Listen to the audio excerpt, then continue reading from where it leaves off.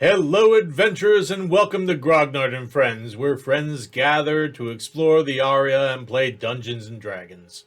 And speaking of the friends, let's check out this week's episode of Grognard and Friends.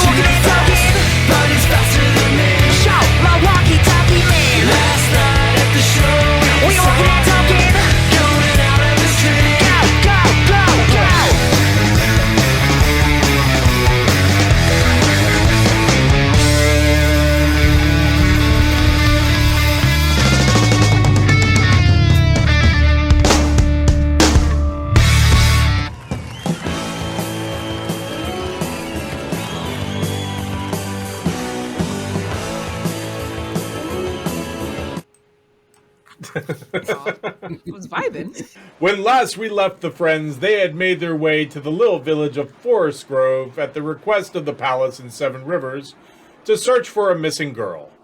After interviewing a number of the townsfolk, they were invited to a party in their honor, during which the group split up to cover more area. They saw a fight that turned out to have been faked, a fight that was one-sided and very much not faked, and got a very real feel for the town and the people in it. Gaius danced the night away and mingled with the locals. Nikita mingled but did not dance with the mayor and his people. Butt Trumpet helped Richie take care of Silas, who had been much too drunk, and Talia and Reed were tasked with going and checking on Mr. Goodry. The party finally ended late into the morning. The group finally stumbled back to their rooms, and everyone settled down for an evening of rest and hopefully no hangovers. What I need everyone to do right now is I need everyone to take off their headphones except for Nikita, please. Hey, Nikita, you had a fair amount of alcohol at the party. You stumble into your room and, as you said, just fall into bed. You notice over on the other bed, Reed is out cold. You squirm a little bit to get comfortable, and you notice that you're having a hard time getting comfortable. There's something kind of gritty in the bed. Can I tell if I feel the sheets? Can I tell where it feels gritty? It's all along the side of the bed, on the side opposite the wall. Is there a different color or a smell? I'm assuming it's dark. Do you put on light a candle or something? Nah. I'll just sniff it then. Okay. It smells very sweet. It smells, you smell a little vanilla and you smell some chocolate. I don't think I wiped any dessert here.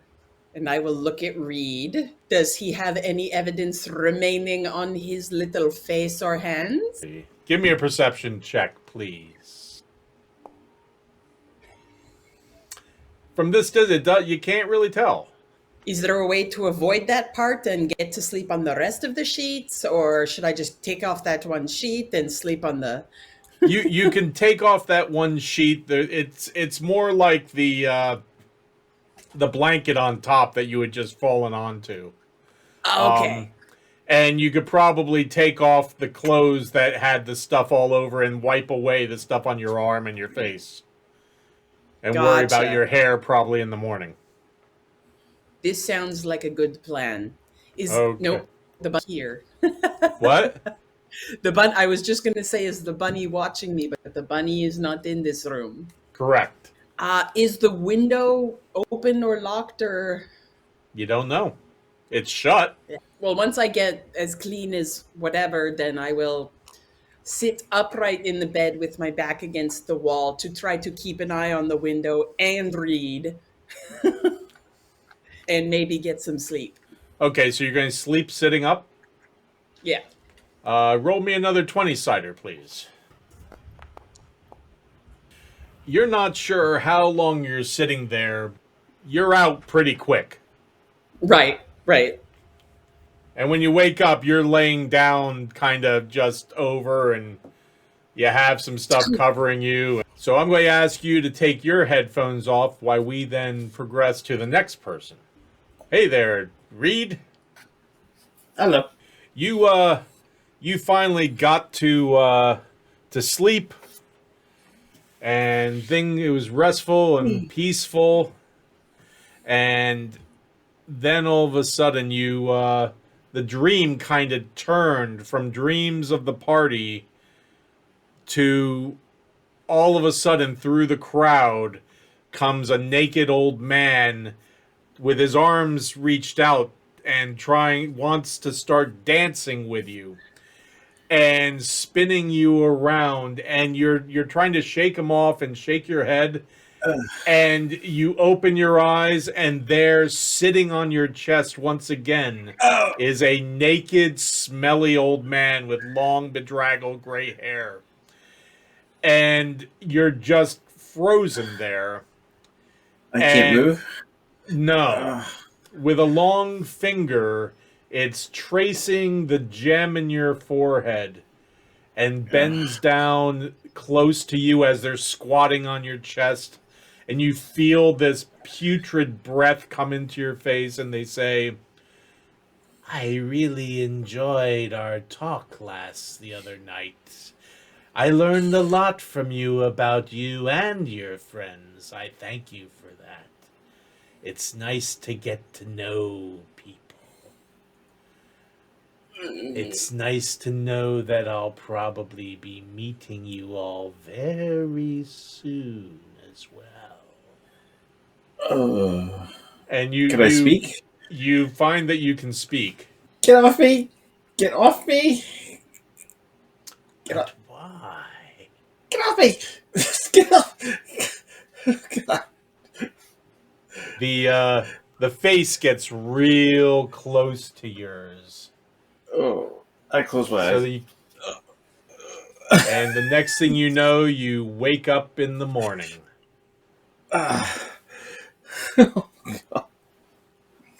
Nikita and Reed are in a room, Eldred and Butt Trumpet and the Bunny are in a room, and you're in a room by yourself, correct? Correct. Yep. Okay. Which I've secured. Windows locked. Door has a chair underneath the handle kind of stuff, because don't want whatever happened to Reed that one day happening to me. Okay, give me a Constitution saving throw, please. 13. You're having dreams of a conga line in the party. You're hearing dun dun dun dun dun da dun dun dun dun dun da dun dun dun dun dun da, and then all of a sudden the music is it's like someone pulled the needle across a record, and there's a lot more drum beats than you're expecting, and it's not mashing up, and it's not. There's no sort of beat to it. And as you're thinking about this, you realize that you're waking up. As you kind of crack your eyes, you realize you're not alone in your room. Okay. I immediately cast light into the room. Okay. And prepare an attack cantrip, but I wait until I see what is in the room. Two very large, long-haired young men with swords on their belts and hand crossbows in their hands stand over you, and then from behind them you hear, no need for magic or anything funny. You're the one who asked to speak to me. And you see the two very tall young men step each to one side a step, and a still relatively young man in, rolled up sleeves and kind of dress casual kind of work clothes comes forward and says, so what can I do for you, Mr. Gaius, is it not? father? Yes, and you can just call me Gaius. May I have something to call you? Your name or I am Christian Kendall. Kendall? Yes, I'm assuming a member of the town. you could say that, yes. Mm. So I requested to talk to you, but I didn't know who you were. So is this in regards to people, say, on this side that would maybe reach out to someone if there were issues in town? I'm kind of a go-to person in the community, as it were. I can facilitate Excellent. certain things. Excellent. Well, Now, this is you a must little. understand also that I am not here. You've never met me. You don't know anything about me. Yeah. Okay. Oh, Listen, I've dealt with less than legal means before in Seven Rivers, and let's be honest, I've known some people that I would call ne'er do wells in my original town. I am quite aware, not a problem. Your okay. anonymity is safe with me. I know that you're working for Silas, and Hmm. it I made would me say we hesitate were. coming to see you, but I do need your word because I do not want to see a young girl uh, come to any harm. So that's why I'm here. And then you and I are here for the same reason. If we could just remove Marna from the equation, the Baron had That's sent us a out. common request of people in this town. The Baron had sent us out here to find a missing girl. That's really what it comes down to. I don't care really what else happens in this town unless it's hurting of children kind of thing. At that point, that's a line. It doesn't seem like you're willing to cross either. So we're on the same footing here. If you're avoiding taxes, could really care less. I What? just whatever other things that are happening in this town. You've accosted me with men and crossbows, so I assume maybe there's a Oh, little bit of taking things out of town that the mayor may not be aware of for uh, so you don't pay taxes. I'm just assuming. I'm not saying you're doing that. I'm just. taxes really are the smallest amount of the problem. The problem is Oh, really? people's livelihoods being taken away from them, and I By facilitate an Marner? opportunity for them to get some of that back. Oh, okay.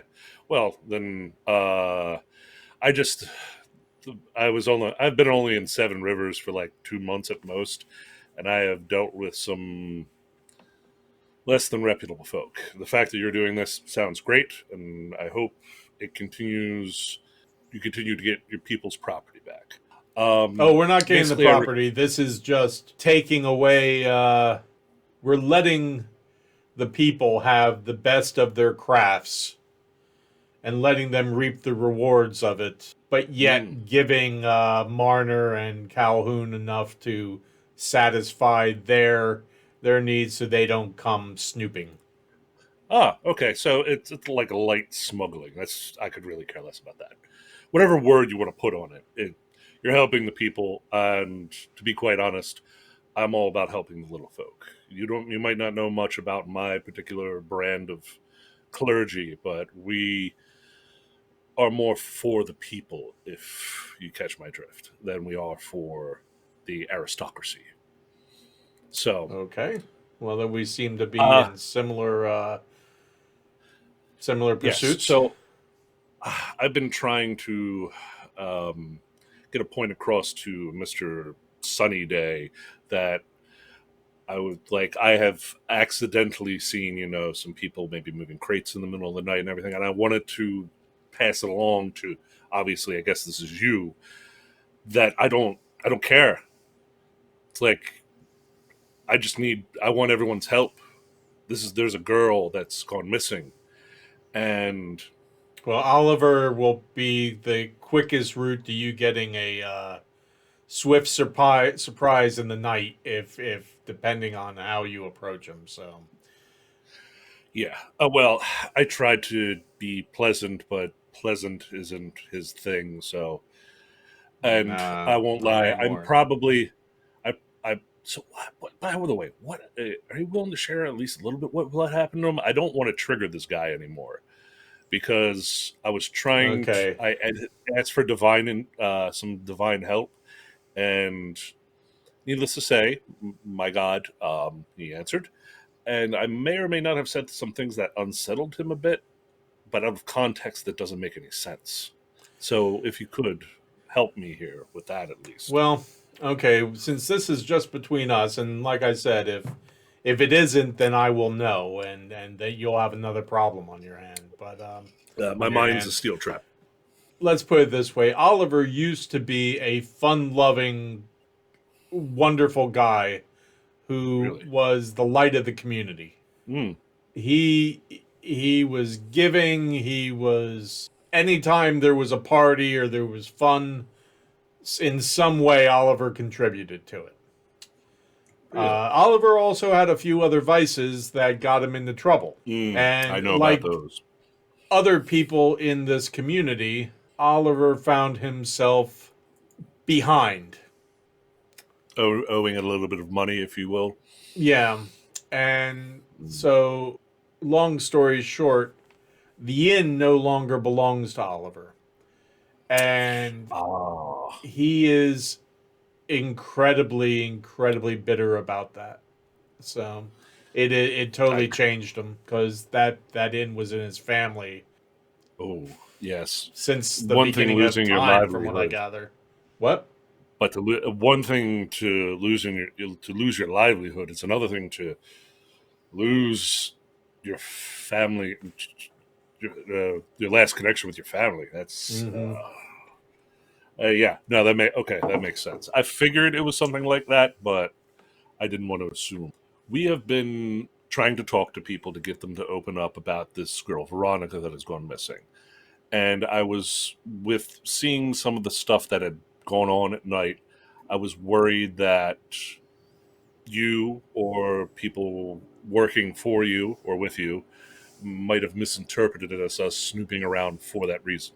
I wanted to get that clear off the board, which is why I tried to talk with Oliver, try to get that idea out.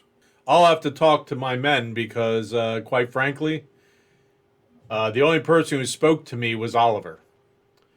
So if you were snooping around, my guys need to have a better eye out. It was less snooping around. It was more I literally looked out a window. Oh, okay. I can live with that. I looked out the window. I mean, people moving around with no torchlight on, doing heavy manual labor. It's a little suspicious. And then the rest of it kind of.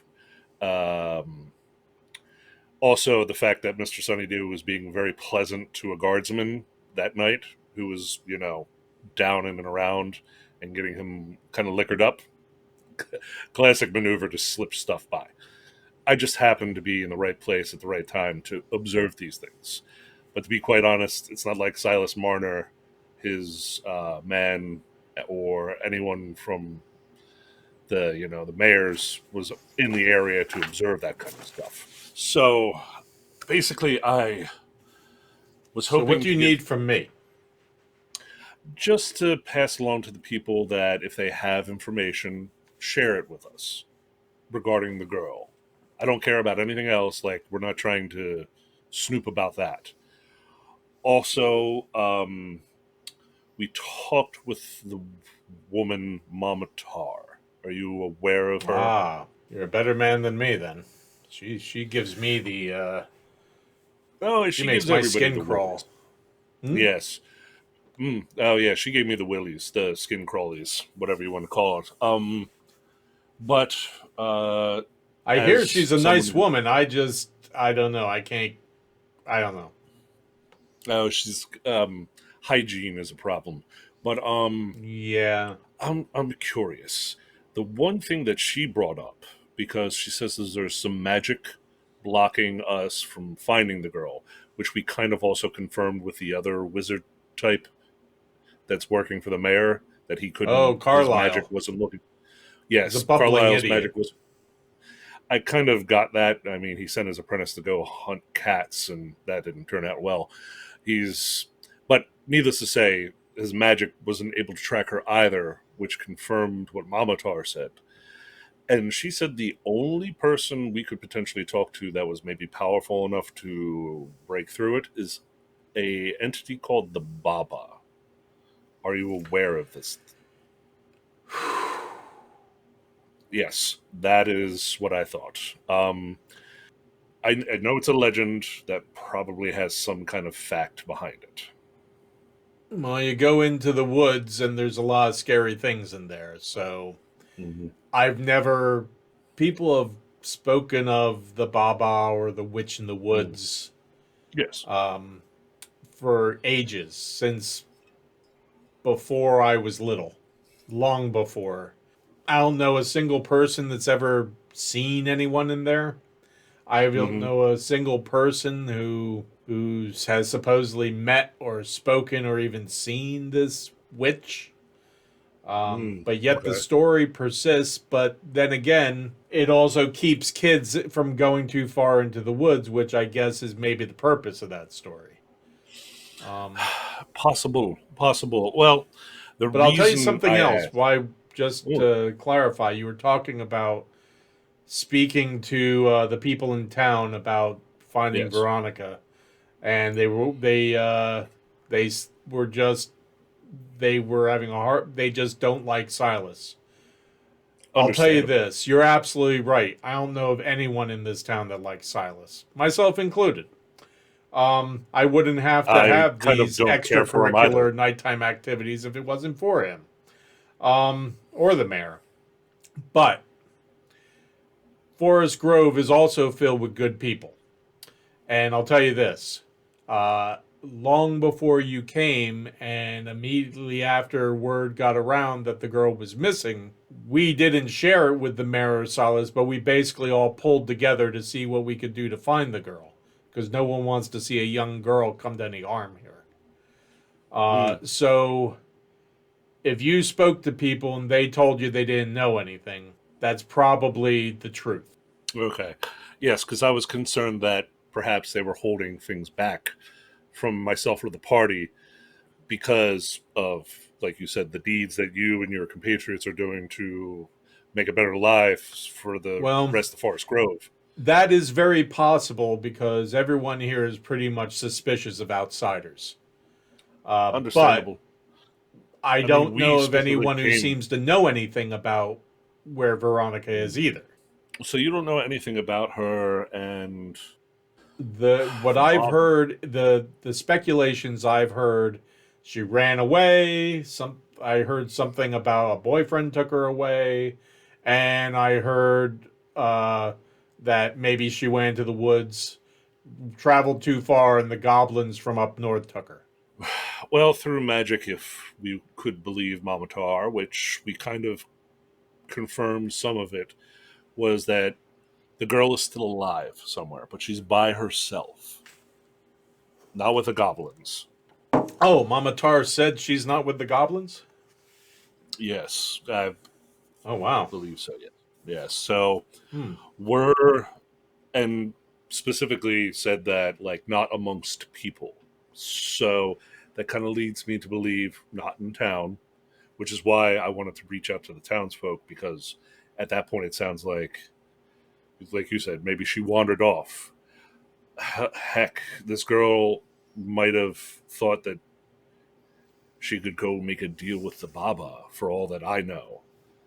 For every story that keeps kids out of the woods, some of them draw them to it, especially when there's a deal to be made. No, that's a downright terrifying fucking story, mister. Yes.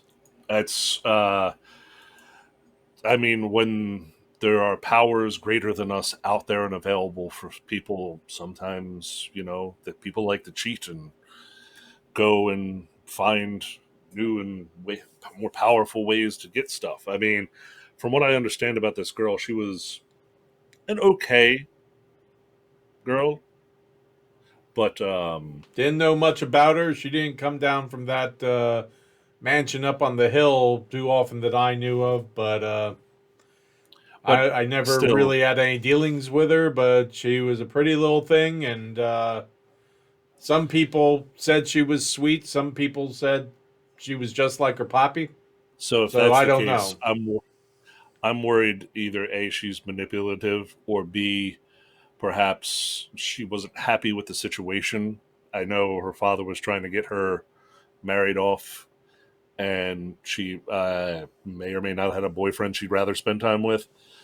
If she tried to do something on her own, was ill advised. That's what I'm trying to figure out now. So, Paul, as I'm having this conversation, bringing up Yes. the stuff about the Baba and everything, I guess I'll do an insight check to see if he's being on the level with me. Roll 13. 13? Okay. Yeah. You get the feeling he's telling you the truth. All right.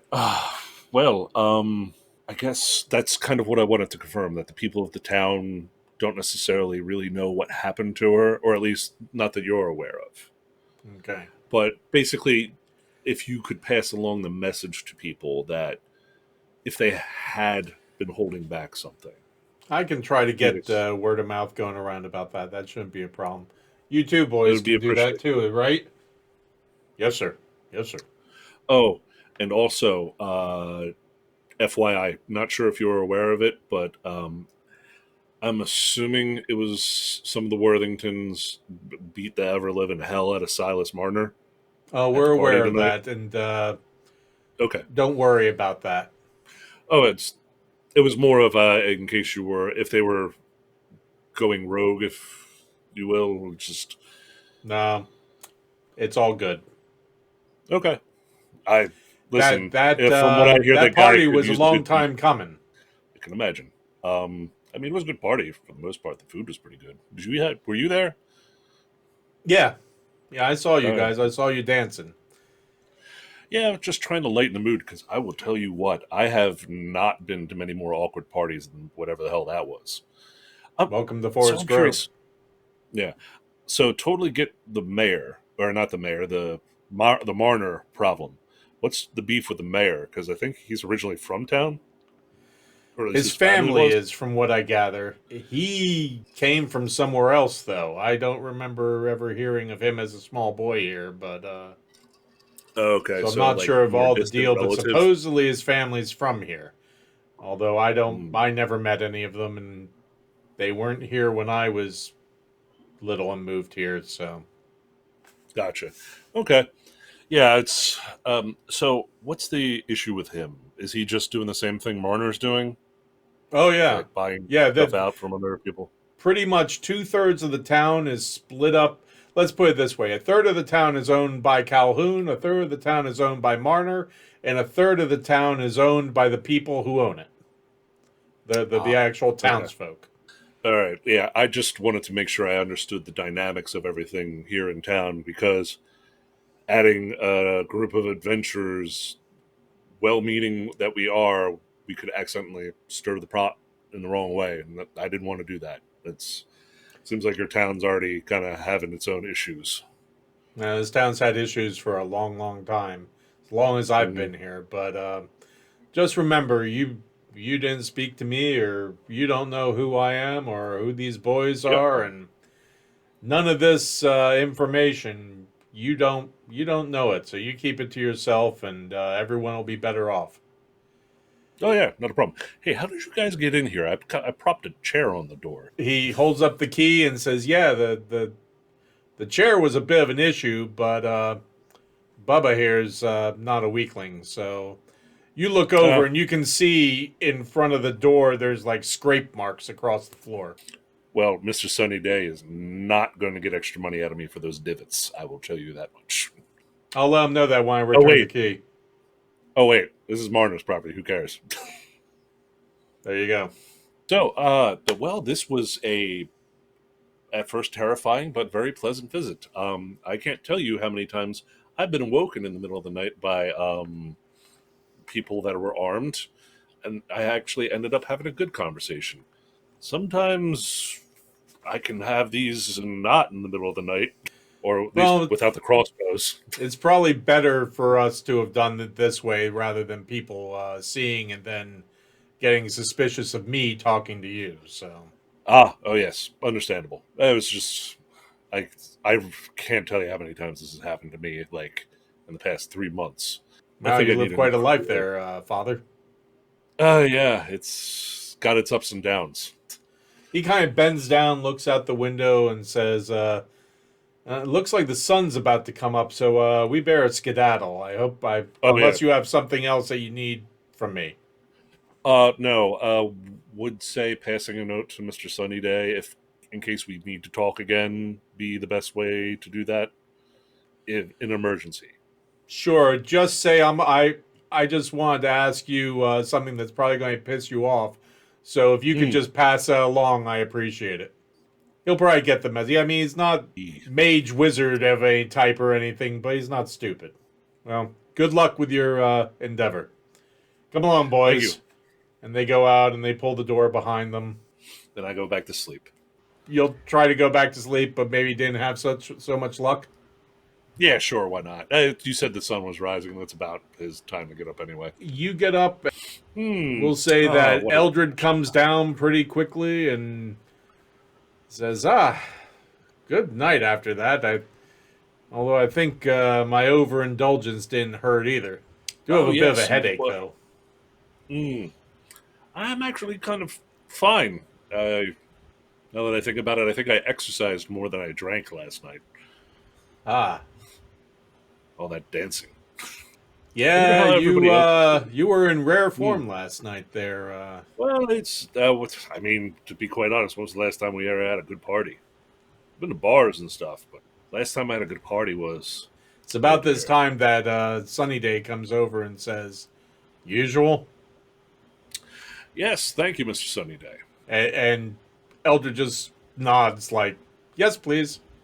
And it's about this time that you see Talia kind of stroll in with another bag that she plops on the bar with a squishy squelch. Yum, tree squid. Woo! Reed, you see Reed come down in his footy pajamas, his hair a mess like usual. Is there nobody in the room when I wake up? Oh, Nikita's kind of asleep on her bunk. And she has sheets on the floor next to her. I totally jump on the bed. Hers? Nikita! Oh, yeah. Nikita! Nikita, wake up! Wake up! Wake up! What? What? The guy was on me again. Are you... I tried to stay awake, Reed. I am very sorry. Damn. Oh, by the way, what the fuck was on my sheets? What? I don't know. I laid down and there was something very sweet smelling on my sheets, so I had to take the sheets off the fucking bed. I don't know what you're talking about. Jesus, you're a shitty liar. Damn. I don't, but the guy was in here again. He was... Okay, I know. That is much more important. What happened? How did he get in? I don't Nikita, know. I don't know. I just woke up. Nikita, give me a perception check. You're going to find drool on my forehead. Oh, very good. You notice a couple things. You notice some scratch marks on Reed's chest. Oh. And you also notice that the bedroom window is wide open. Shit. Fuck. I thought I made sure that was closed before I went to bed. We gotta get you to Gaius. You've, I'm guessing What? you didn't do that to yourself. I don't think so. So, All right. Reed, take, roll me any die, and odd will be 1 point of damage, even will be 2 points of damage. Okay, so 2 points of damage. And you find that the scratches kind of burn a little bit. Yeah, I don't know what that is. That's from that guy. All right. Yeah. So I scoop Reed up with one arm and I just start chugging down the hallway and down the stairs. Reed, roll me a... do you need me to roll you a 20-sider? Yes. This is... Yes, please. Okay. The best you can guess is it's from toenails. From really nasty toenails. Oh, God. This is horrific. Toenail infected wounds. Ew. Oh. God. Gross. Yep. Definitely moving quickly to get him to Gaius. Okay, you get to Gaius's room and you're knocking on the door, and there's no answer. Fuck. All right, I will turn around and head down the stairs. Hopefully he will be up down there. Okay, you see Gaius and Eldred in a corner, drinking an ale that was just recently brought over to them. Both of them. And you see Talia strolling over to the table. Morning, Talia. Gaius, we've got some grossness for you. It's me. It's Reed. It's me. It's always Reed. I just First kind thing in the of morning. toss Reed onto the table, like, check You out his toss Reed. stats.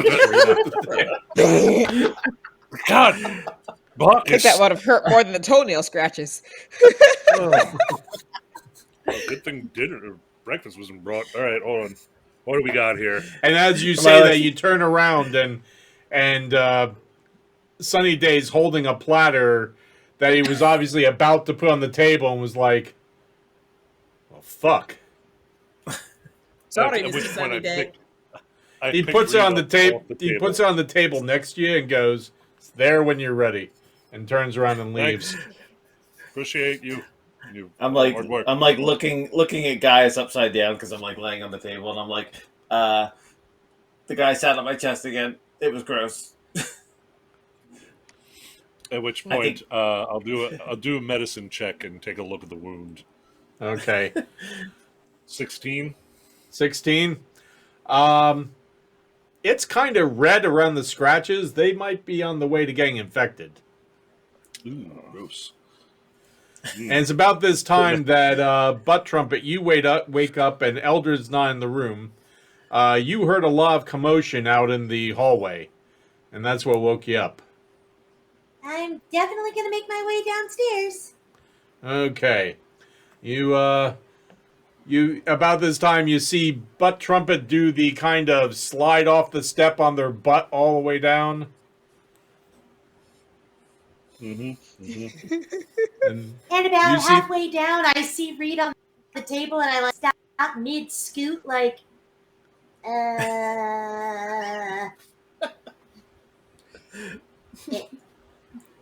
Eldred kinda goes. I look up and I'm like, hey, Butt Trumpet. Eldred looks over at you, Butt Trumpet, and says, "Oh, Butt Trumpet, come on! Breakfast was just served."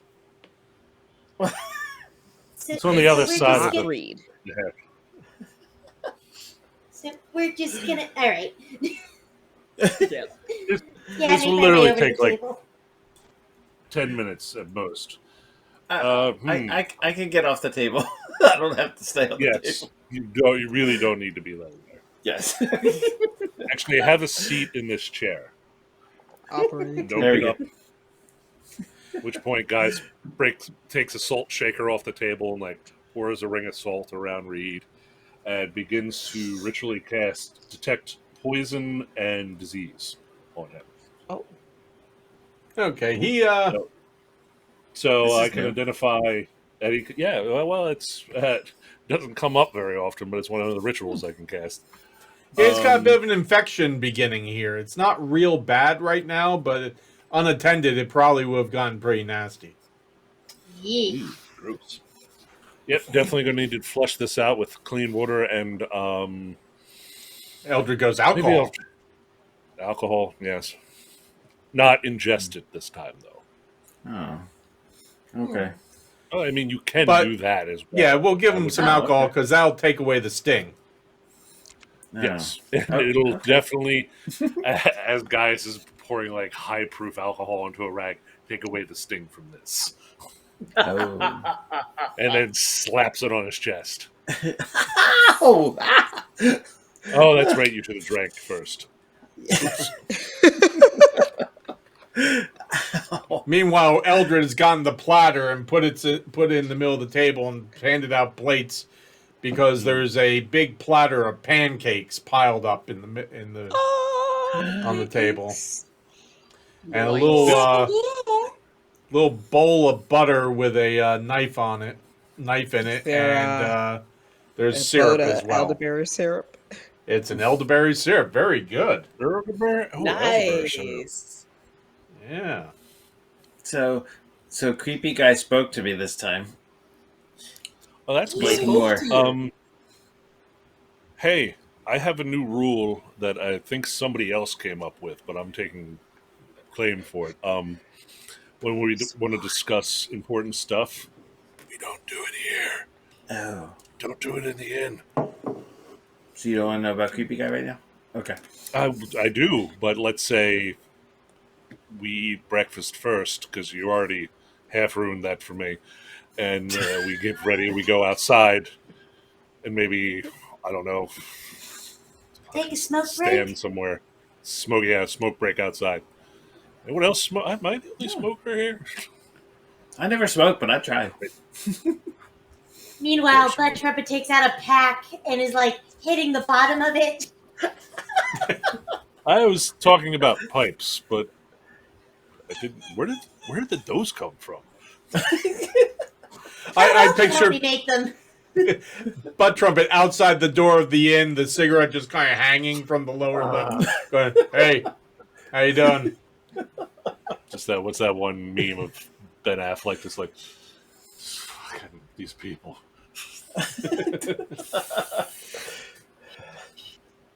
Anyway, so yeah, no, Reed. I'm assuming that's why you got toenailed, fingernailed, whatever that was. It could have been so much. I don't know. Hey, did you get a good look at him this time? Oh yeah, way too close. Mm. Okay. I've not seen this person other than in my bed. So, but if I see them, I'll definitely recognize them. Eldred goes, boy, if I had a gold piece for every time I heard that. Breaking into people's rooms in the middle of the night and then costing them the nude. You know what was really weird? You're partially, there's part of it there, but you're not, not Don't spot start it. on, but Not engaging What with was that. really weird? It started as a Yes. dream this time, but we'll talk about it after breakfast. Yes. Start as a what? Dream. A dream. Oh. Creepy. Paul, the DM, heard it started as a meme this time. That face when.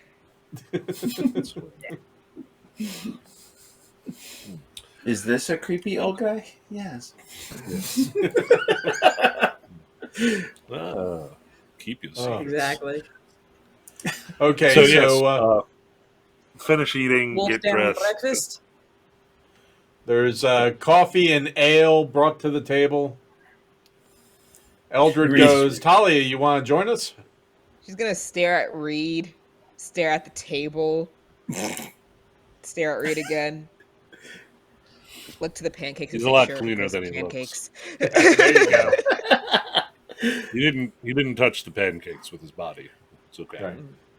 Eldred Reed is goes, these are probably better than the pancakes that grow wild in the woods. Yeah. Sure. Reed is like, I don't know how I could possibly eat as he's like putting pancakes on a plate. I could just pile it on. He's was so sandwiching gross. bacon between the layers of pancakes.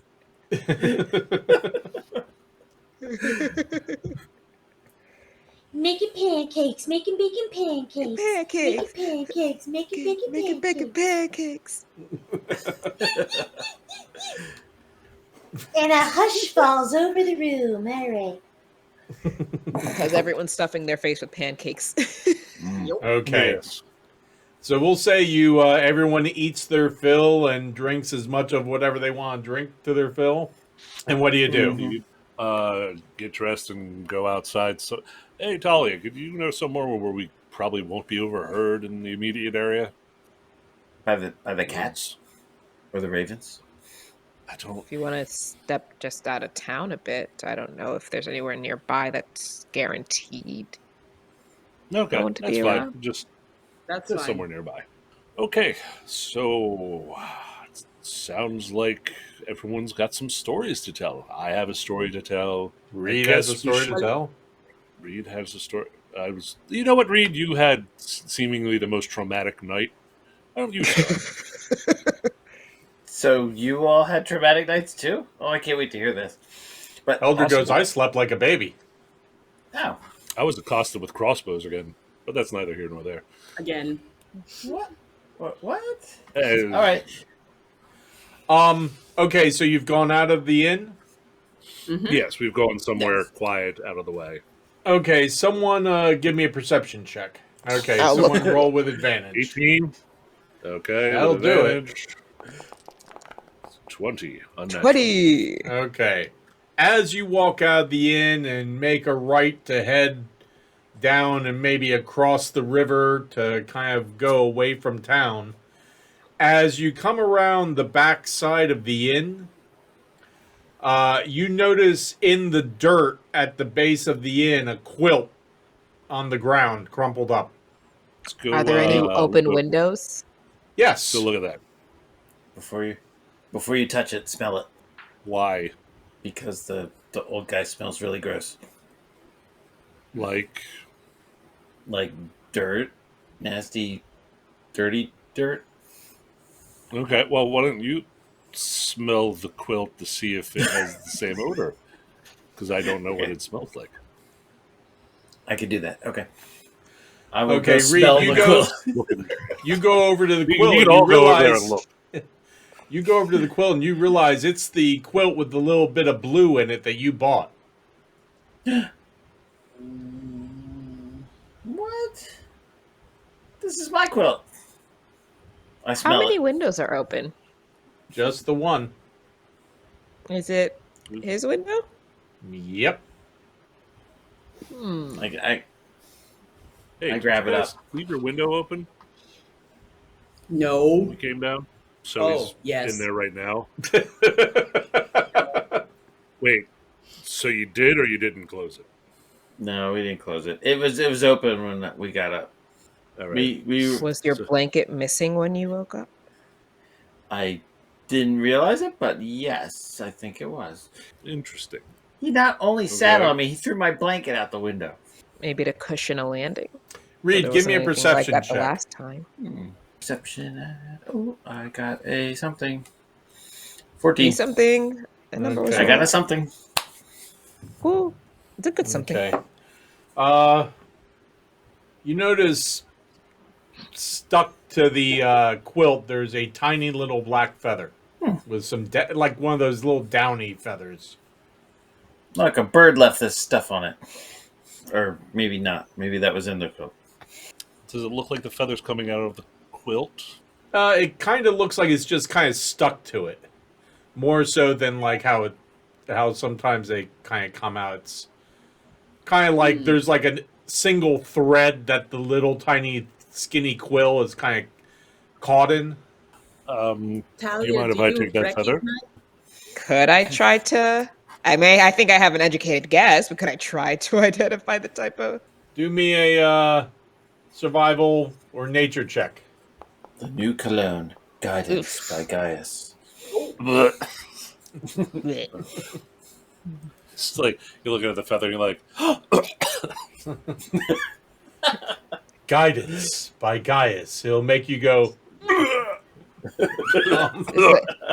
She wasn't It's like expecting I like get that feather. the tap from Gaius for the guidance. She's like, what the fuck? oh, sorry.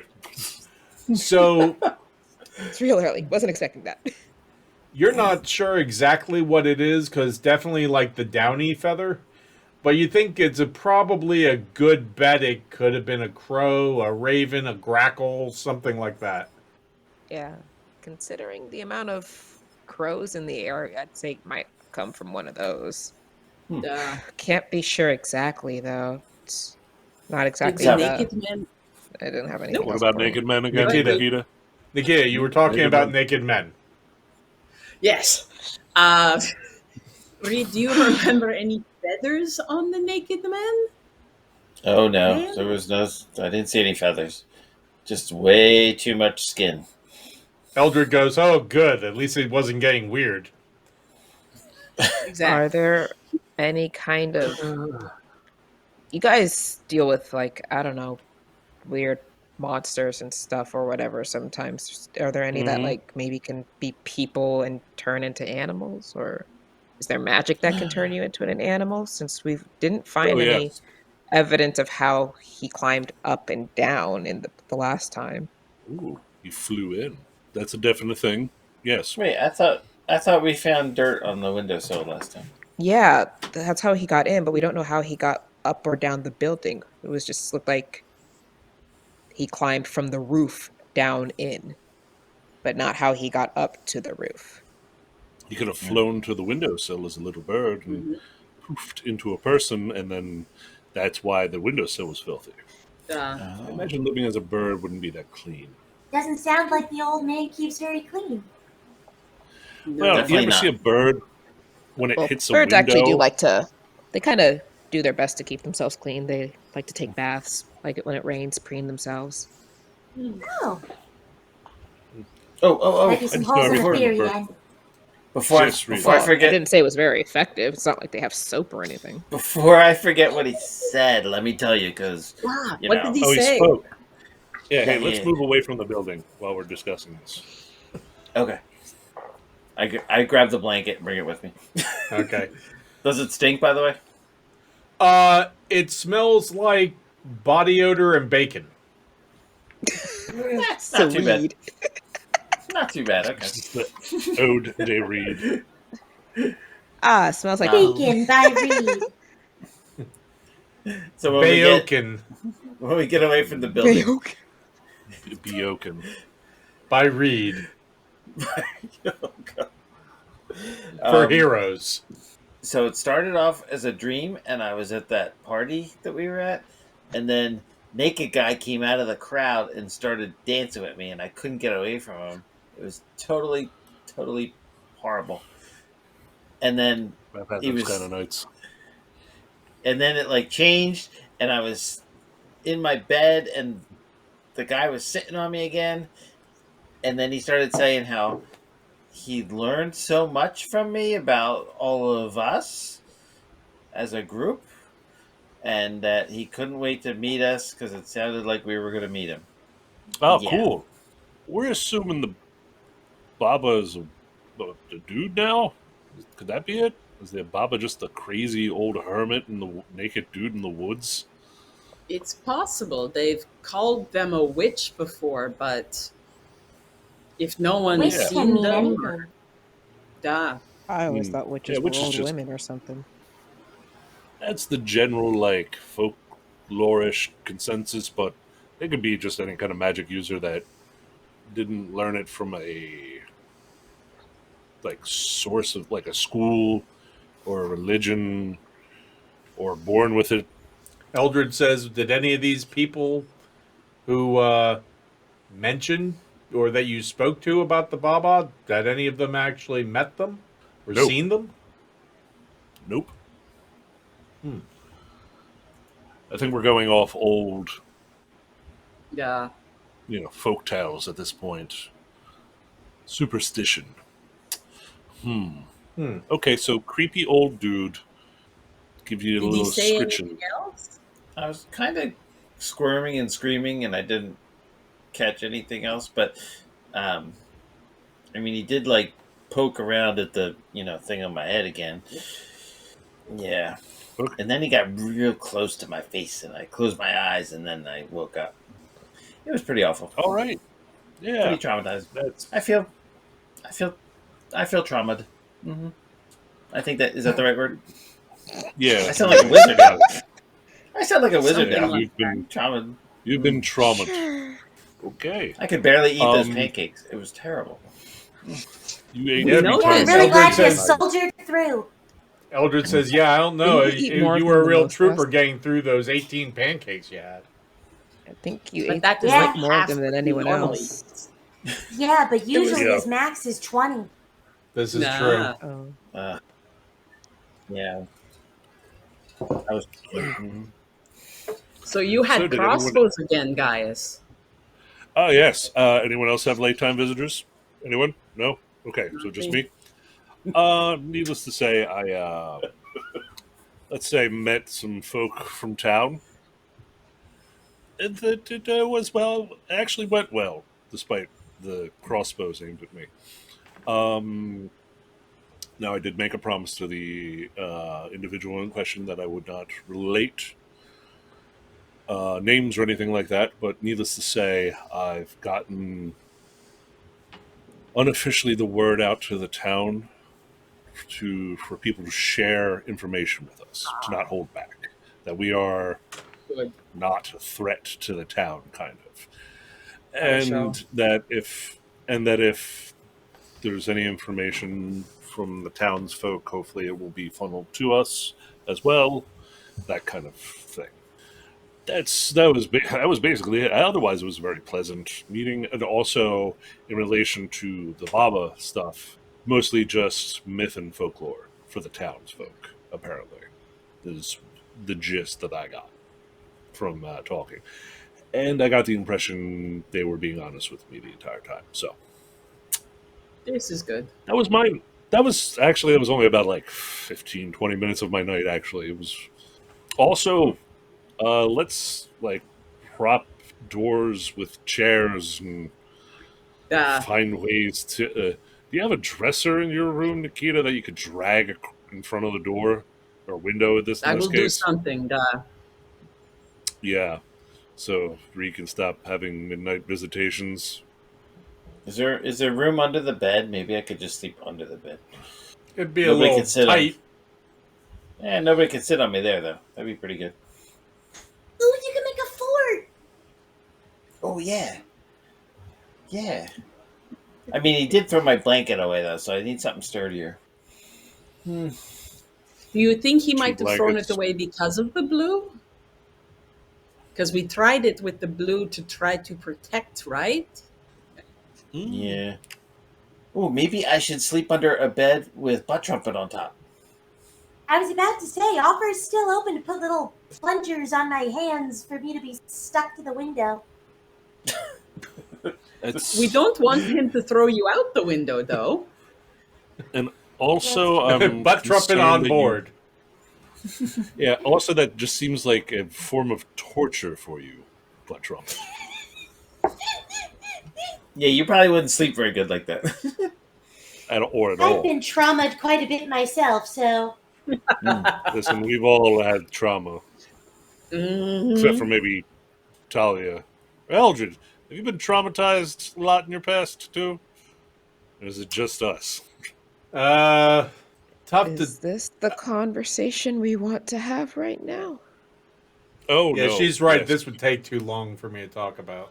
Let's keep your backstory a secret. I So let's go over our notes from last night. How about that? Sounds good. yeah. Eldred, Speaking of Eldred notes, goes, I'll go first. The venison was really good, especially if you got it rare. The pastries were Okay. pretty good too. Yes, they were Silence. excellent. Silence on Eldred. And the punch I had a lot of. That was pretty good too. Yeah. Next. I agree. Did you No, talk to no anyone, more of the Eldred, or that cuisine. was... I talked to Carlisle. That's right. I brought him over and told him you were a terrible story person. What did I call you? you were great at inappropriate stories. Yes, that is it. He wanted to hear things that I can't repeat in mixed company. Of course he did. And he doesn't seem to know much magic, I've come to realize. That doesn't shock me.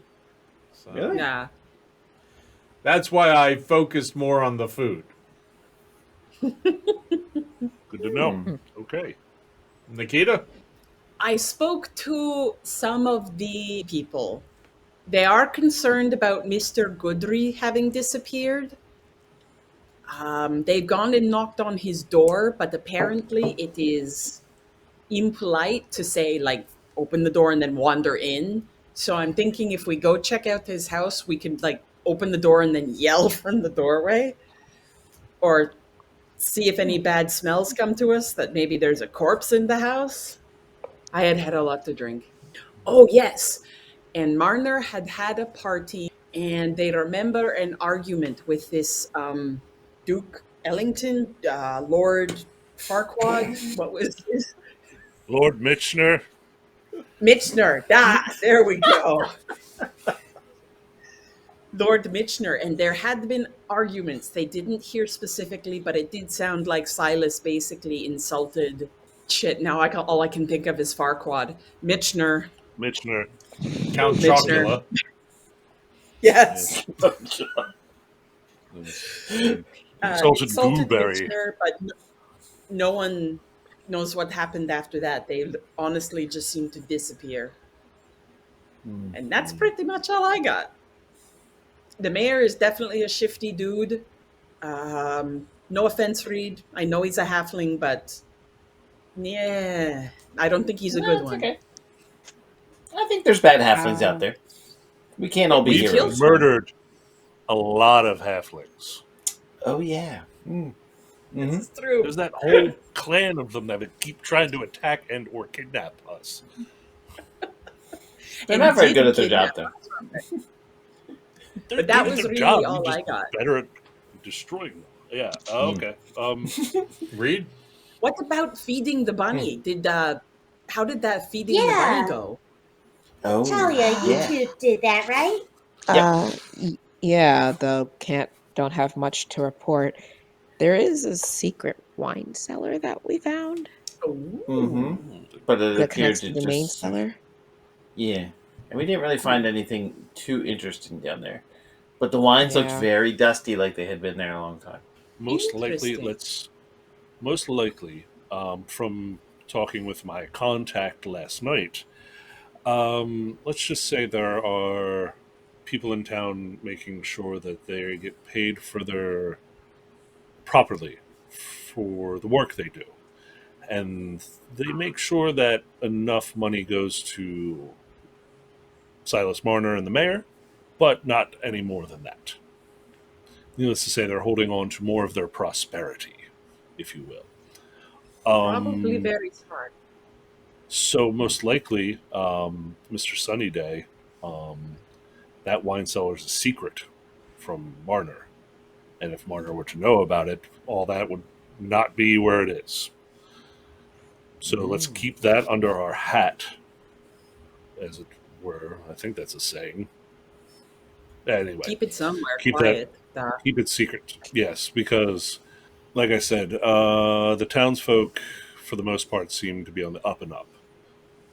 They don't like Marner. They don't like the mayor because they seem to be buying out property from everybody and exploiting the people. So we'll keep working for Marner, but let's not give him any more information than we strictly need to, in my opinion. Because, needless to say, like, the reason why Sunny Day isn't so sunny anymore is because he doesn't own the inn anymore. Oh, I had wondered. Yeah, keep all This this to makes ourselves. But, Yeah. he's... What else did you That's find why out it's- last night?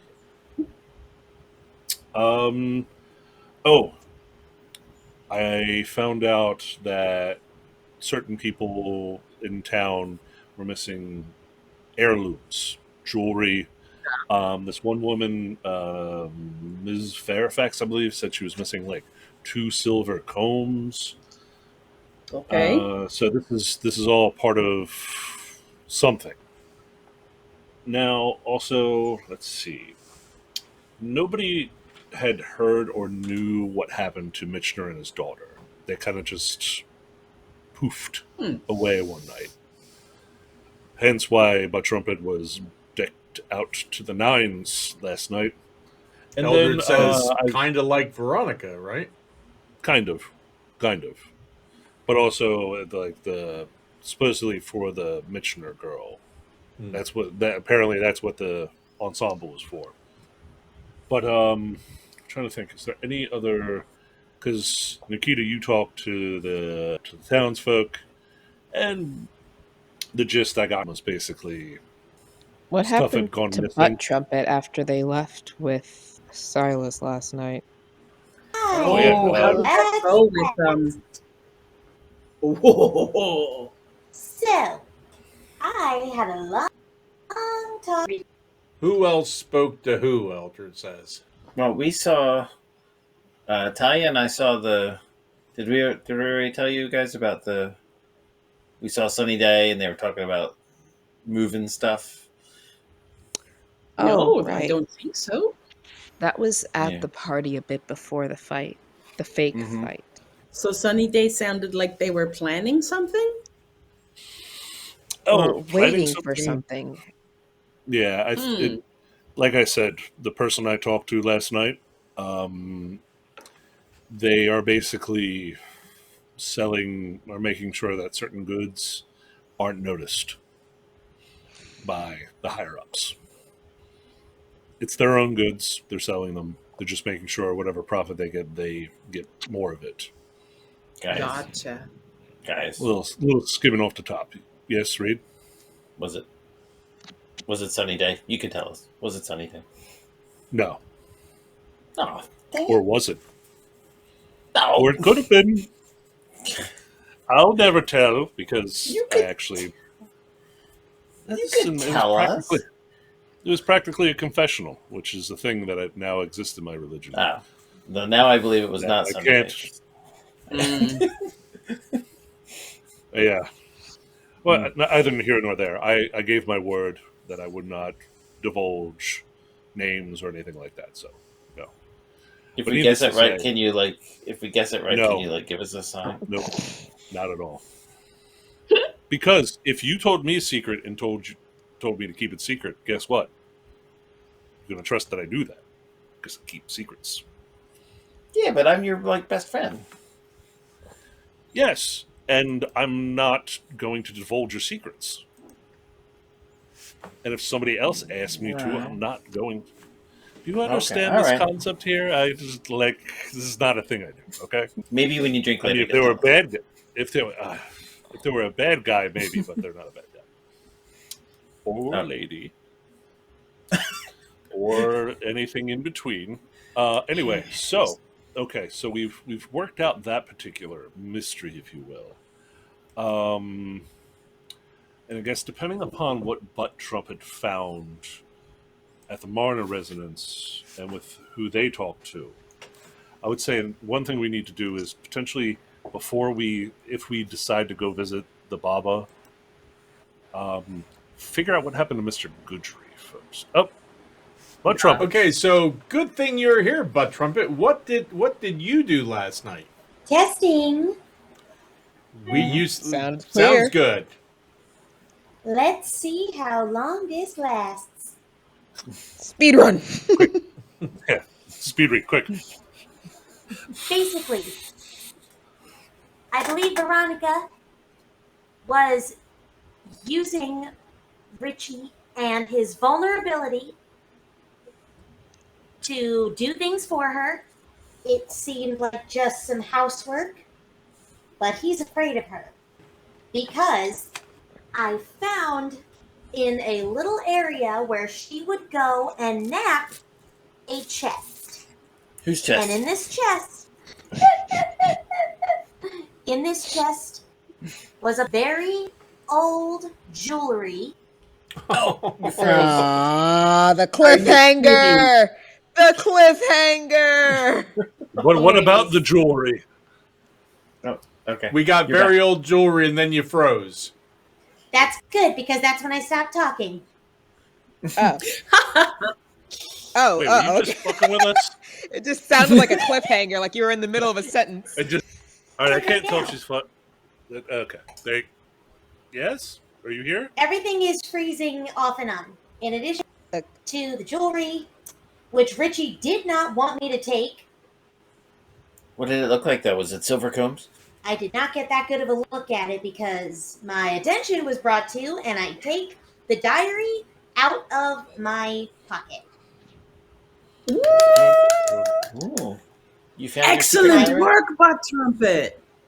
The thing is, I don't think Richie knows that that's what this is. Something tells me if he freaked out that much about the possibility of me taking jewelry, he would not have wanted me to take this. I think he just thought it was an old book. Interesting. Yeah, he said something like Veronica would kill me if I gave away her things. Or she'd One, head, something not like her that. things. Two, how would she kill him if we can't fucking find her? Richie seems very loyal to that family. I mean, aren't you No, guys something's not. specifically hired to find and potentially bring her back? Mm-hmm. Oh yes, both those things. If I were in his position, I would also work on the assumption that she's coming back if there's being people hired all over the place to look for her. But But, this is most... Sorry. No, go ahead. This is most likely the jewelry that was stolen, the family heirlooms. The townspeople would like us so much more if we could return it to them. I know. Trust me. Richie and I bonded, and I thought that he would feel comfortable enough with me, but he seems to clam up when it comes to Veronica. It's not in a way that he's pining for her or anything. I did not get that kind of vibe. Just, I think it's a She definite terrorized him. power dynamic. Yes. Do you think like he would have afraid of her specifically, or of her telling her father or something like that? He seems to be pretty used to the way Silas is. Maybe she has some sort of blackmail on him? Maybe. I'm wondering that. It definitely feels like she has something she's using against him. I don't know what, or if she's making it up and knows that she could get away with it, but that thing we heard at the Jangle Farm about her getting her way, that's definitely accurate. I was up all night, well, a good amount of the night, reading through this diary. Yeah, details. What does it say? I defer to Mr. G. Why don't you tell us what it says? Okay. God, is that you? No. Yes, child. It's me, Margaret. And Virginia, there is a me. What we will do is, rather than me telling Butt Trumpet what she read, I'll read it as if she is then sharing it with all of you. Okay. And it's basically going to be a summary. So it's still going to take a little while because it's going to summarize the entire diary. Okay, so here we go. First off, it's a really old-looking book with with a leather cover. The writing in it is incredibly tiny and uses both sides of all the pages. So there's a lot of writing in here. Also, the other thing is, Veronica doesn't seem to use dates, but you get a feel of when things are. The diary starts off in a way that you weren't expecting, Butt Trumpet. It starts off like the first diary of a happy young girl excited to have a place to share her thoughts. You get the feeling that it's almost like she is excited to actually have someone to talk to. After reading it, you do not get the feeling that this is a secret diary. You get the feeling that this is the real first and continuous diary that was later secreted away. This diary starts off like the diary of a sweet little girl with little girl dreams and little girl thoughts. The tone gradually changes when she starts talking about school. The other children don't seem to treat her very well, and she doesn't understand why. She just seems like a sweet, innocent little girl that just wants friends, but instead is getting bullied a lot. Over time, she begins to put things together and realizes the bad treatment is an extension of their parents. And eventually she gets clued into the fact that it's because of their feelings towards her father. Eventually she gets the courage to speak to her mother about it, and she tells her everything will be okay and how much she loves her. But Veronica can't help but think, this from her mother, who isn't allowed to leave the house and who doesn't have any friends, and even the help at the house are kind of kept very much in line to make sure they don't get too familiar. But things do not become all right and continue to happen, and Veronica continues to tell her mother, and her mother continues to tell her that children can be cruel, but that it will be okay in the long run. But things don't change. This appears to be a lot of appears to be a lot of entries about this, and a lot of crying, as supported by the tear-stained pages. It continues, but eventually takes a backseat to something else. Her parents have begun to fight more and more frequently. The fighting gets worse, and Veronica is not getting a lot of sleep, except for when her father goes away on business, which is becoming more and more frequent. The fighting seems to be about a lot of things that Veronica doesn't understand. One thing that she does figure out is that the way her father does business has made the family pariahs in the village, and that money and his own desires seem to far outweigh anyone else where the family is concerned.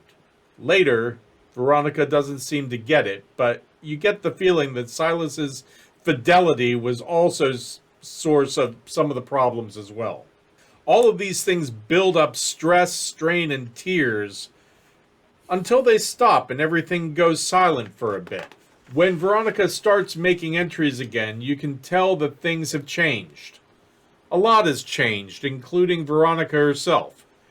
The sweet and innocent little girl who just wanted to be liked seems to have taken a back seat to whatever is occupying her mind and heart now. The entries are vague and tinged with pain and even anger at times, and it takes a while for you to piece together what happened. But then out of nowhere, she says it. One day, she woke up after a particularly bad night of her parents fighting, and her mother was gone. No note, no word, no explanation. She was just gone, and her father never acknowledged it and had such an odd air about him that Veronica was afraid to say anything for a long time. And when she finally did, he just stared at her for a long time before simply saying, "She left us." And when she pushed further, "You will find that people are weak and cannot be depended on.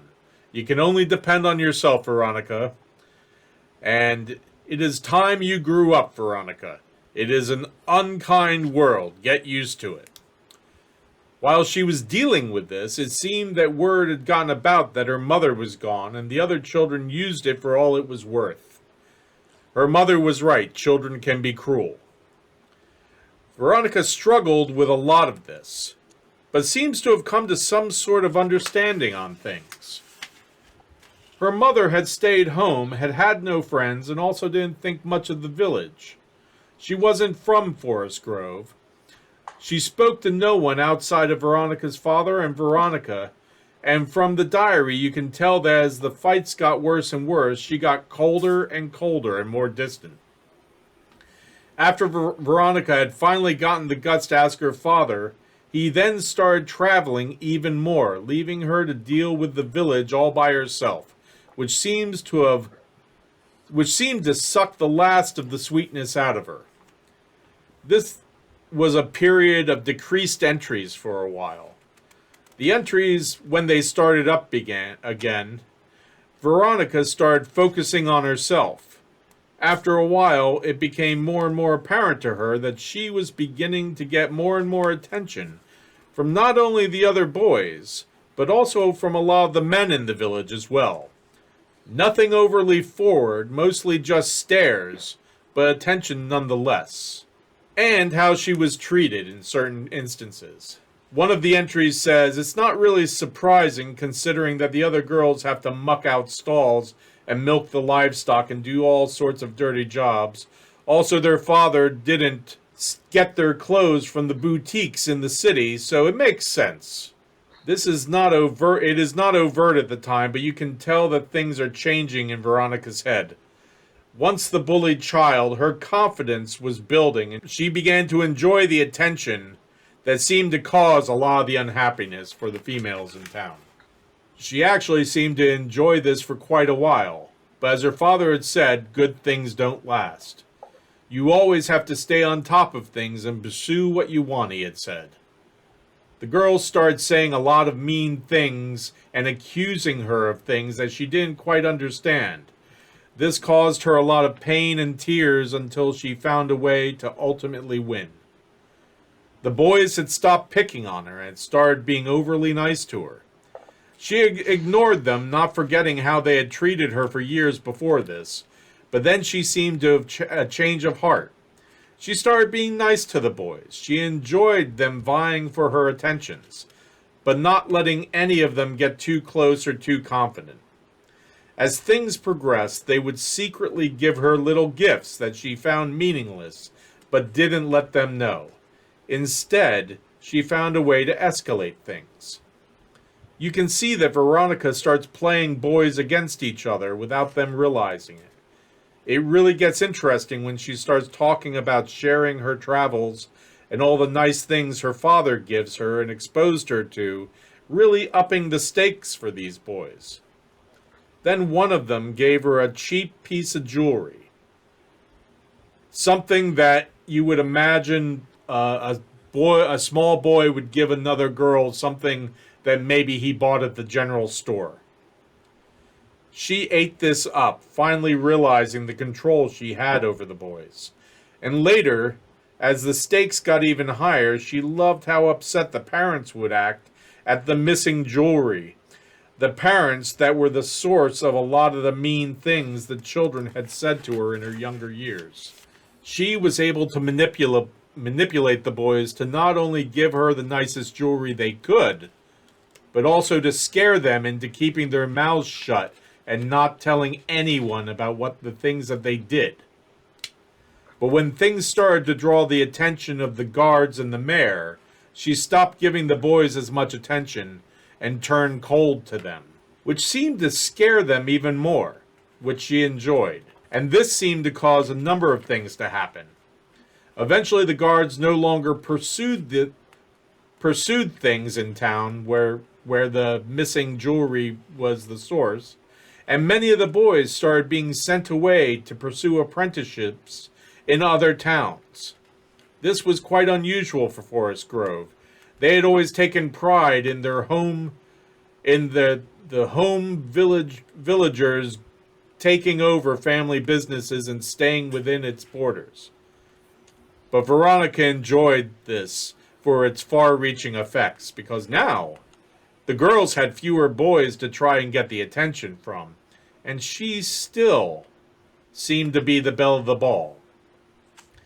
Things once again settled down and got back to normal for a while, and then tragedy struck.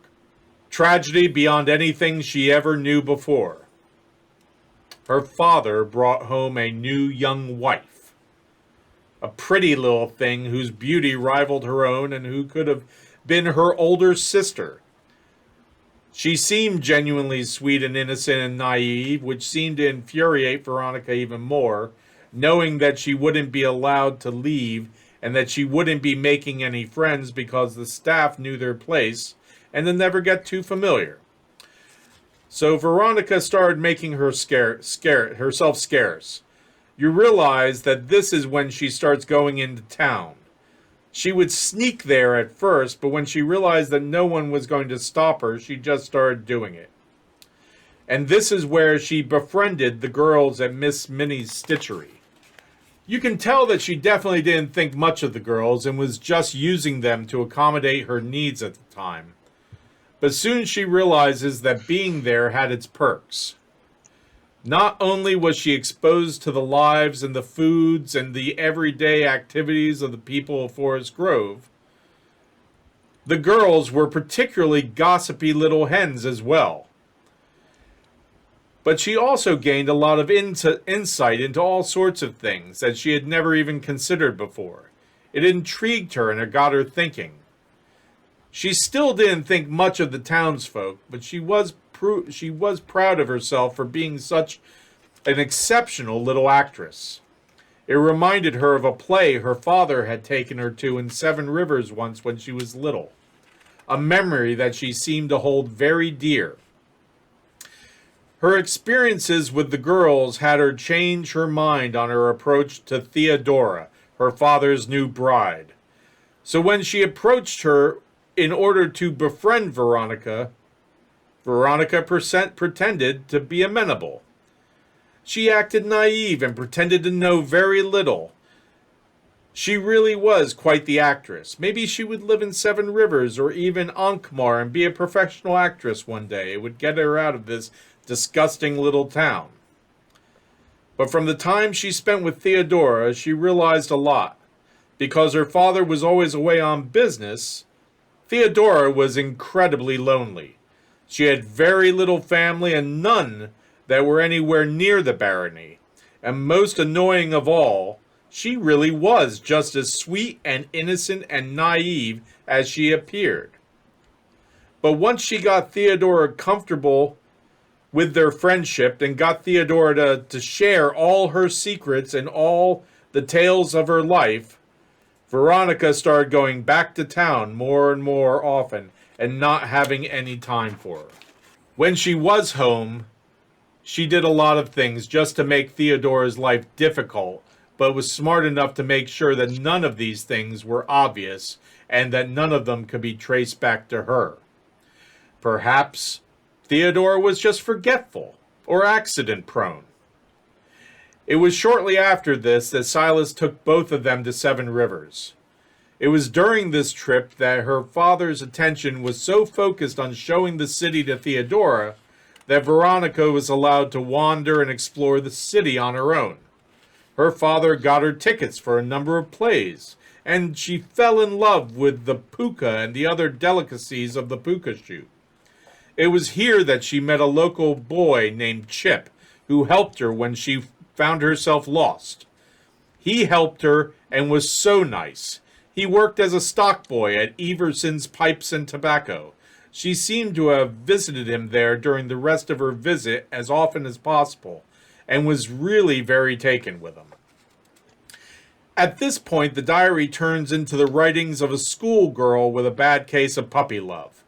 This was filled with fantasies and dreams of a perfect happy life living in Seven Rivers. And in the middle of this, her father, back from a business trip, eventually shares with her how he has made arrangements for their future, so that they will be set for life and all of their worries will be gone. It is later on while he's home that he explains that this is all based on her coming of age and moving to the palace in Seven Rivers, where, if the Baron finds her acceptable, and how couldn't he, she will marry him. This initially sends her puppy love into a spiral for quite a while, but then she realizes that she will be in Seven Rivers, and she starts plotting a score of elaborate schemes and plots for her and Chip to be together. But this is interrupted by something that devastates her, but is never explained. Its impact is monumental, though. The only entry talking about it simply reads, "Oh my God, how, and why? I think I'm going to be sick. How could he?" Later entries do not elaborate on this, but with one exception. The worst part is, "I think he saw me." The entries that follow don't make a lot of sense. You would think that this child's world is collapsing around them. Then there are no entries for a very long time, it seems. When she starts making entries again, she is still visibly shaken, but has seemed to come to some sort of decision. And while she has rarely, if ever, referred to the help in her journal, from what you already know, you can assume that he that she starts talking about is Richie. It is here that she seems to really start using him and getting him to do things at her beck and call like never before. Where before the entries had a certain poetry, now they start to ramble all over the place. A lot of them make no sense, and interspersed within are wishes for a future with Chip, and if that is even possible. How her father has done nothing but bring sadness and trouble to her life. How he has ruined her life. She even goes so far as to say that she hates him at one point. So when he tells her that Theodora is expecting, this theme of how horrible things are and will be just seemed to escalate once again. After a while, entries become more and more erratic. They continue to be all over the place, but have taken on a more depressed tone. They are the entries of a girl who has lost hope, whose dreams seem farther away than they ever were before. She is withdrawn from the world and sees no future or escape. She puts on a good face for the people in town, but it's gotten so bad that even her dreams have no hope anymore. Perhaps she should just accept it. She is stuck here with no ray of hope. Then there is a brief change. One of the entries reads, "Spring is coming. They say it's a time of new beginnings, of new life. Perhaps spring is the answer, if only as a diversion or an escape. Perhaps if she surrounds herself with spring, it will help her to know what she should do," is what the ongoing entry says. The last entry in the diary reads, "It looks like the next couple of days are going to be beautiful. Just what I need." Okay, Lil. Yep, that is exactly what I was worried about. What? Penmanship, Huh? Eldred says? Well, yes, the tight rating and all that was. Ugh. No, but remember how I said well, actually, I don't remember who I talked this. Actually, you know what? I might have said that to Ollie.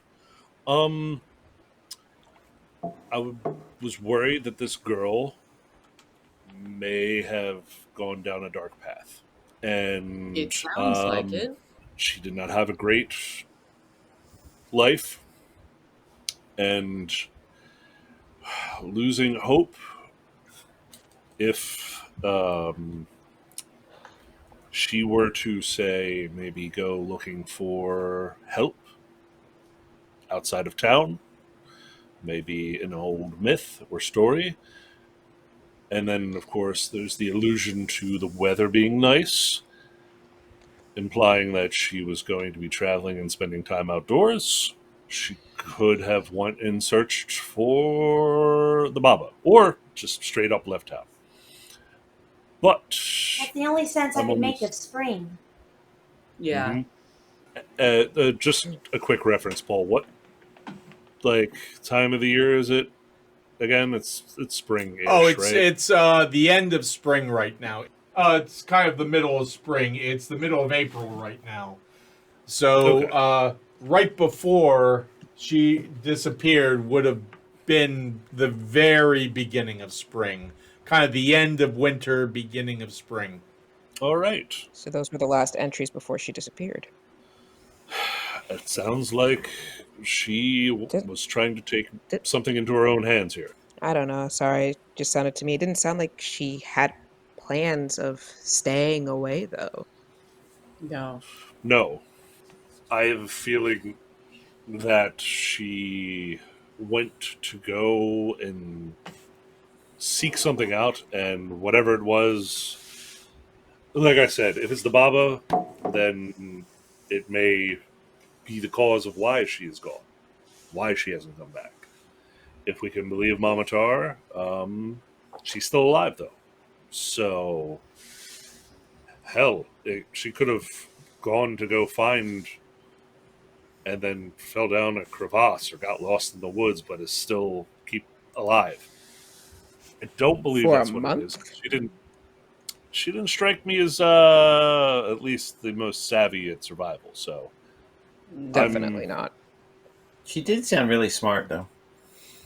she sounded manipulative. That's a big word. I mean, after being victimized for so long and having that be the only thing that you're used to, and frankly, that they're not having a very good example of how to show anything positive towards another person, I don't know if she knows how to be anything else. I Yeah. do It's think like she'd like she's- to be, though. It's like she's traumatized too. Very much so, Reed. That is a very smart observation. Yes, no, she is a victim of the circumstances of her life. And while that doesn't necessarily excuse any bad she may have done or is doing, whatever, if that doesn't deter us from our task of finding her. It's more of just something to keep in mind when we do find her. The situation she might be in may have been one of her own making. Granted, the path that led her here is obviously one not necessarily of her making, due to her father's negligence. Hopefully, her mother is actually alive and just fled instead of something far worse. It's bad that if that's the case, then she abandoned her child, which is just it's just bad all around. I was hoping to focus on something. This is all very, like, there's so much information, so big picture. I had convinced myself Veronica stole the jewelry, but it sounds like she convinced the boys of the families to give her the heirlooms. Pretty much is payback for them picking on her. Right. I get that. But what is she holding over Richie that he's so afraid of her? I think the he saw me might have been Richie catching her doing something. That's my guess. I Or thought she that was caught him. Chip doing something, and Chip saw her catching him. I was thinking I- she caught Richie. I was thinking Because- later. Well, go ahead. Sorry. Nope. You sure? I'll go. I'll interject after you're done. Okay. So here is my only half-baked theory, because that was a lot of information. Okay, it was along the lines of, oh my God, how and why. The worst part is, I think he saw me. If Daddy's been traveling a lot, is Richie the father of the baby? I was wondering if Theodora and Richie got close. They mentioned the loneliness, and this would be the exact type of situation for a manipulative person to use against him to get him to do anything she wanted. Wasn't Richie Wouldn't pretty she sound a helpful bit to more Theodora when excited we about first it in met? the entry as opposed to No, please. like you guys said, the entries? It sounded like she kind of hated Theodora for just being herself, being a generally nicer person than she was. So I think she was jealous of her, and I think knowing that Theodora had an affair with Richie, wouldn't you have been a bit more excited about that instead of, I don't know, falling apart from it? Maybe. My idea would be that at some point when she was going back with her father to visit Seven Rivers, she caught Chip with another girl. Mostly because This it is also sounded like possible. she did not. It didn't. It wasn't impressed upon me in her journal that Chip was necessarily her boyfriend. She just was finally treated well by somebody, and then she started having these imaginings, and she probably went to town to go see him, and he was Caught him with maybe someone that he interacting with another was, girl. yeah. Whether they were dating or she was just imagining that they were going to have a relationship and he felt the same way, but this girl doesn't strike me as somebody emotionally developed in that area where she might have said these things to this guy, or they could have. But either way, it feels like she felt betrayed by the Chip, whether Possible. it was his fault or whatever. That's where I think the melancholia and everything is coming from, because she felt betrayed by somebody who she felt was one of the few good people that treated her well. That's kind of what I felt too. I felt that the oh my gosh, how and why, how could he? That was referring to Chip. The I think he saw me was later on, so that could be a completely different he. Right. That could be Richie. But would that be a bad thing then? If Richie had seen Yeah, her what- and then Depending on what she was doing, I guess. But I mean, these are just theories I'm working with. well, either way, this doesn't exactly tell us where she would have gone if she wandered away herself to somewhere she was expecting to come back from. Yeah, spring is the only key we have. Which is basically just telling us for sure that, yeah, that was her last entry before she disappeared for whatever reason. I don't care. Paul, can we get like that summation at some point just to look at it better? Not now, but I'll see what I can do. It's handwritten, so oh, okay. No. Well, I'll pick your brain about it later. okay. It's a real diary. So it's Exactly. it's Paul's real diary. I just Paul sit just at pulled home. out a diary from his teenage years and I jump on the bed, put on my knee socks, put my hair up in pigtails, and Okay. I don't chew want the end them of my to- Don't forget to pencil write. and blow bubbles and write.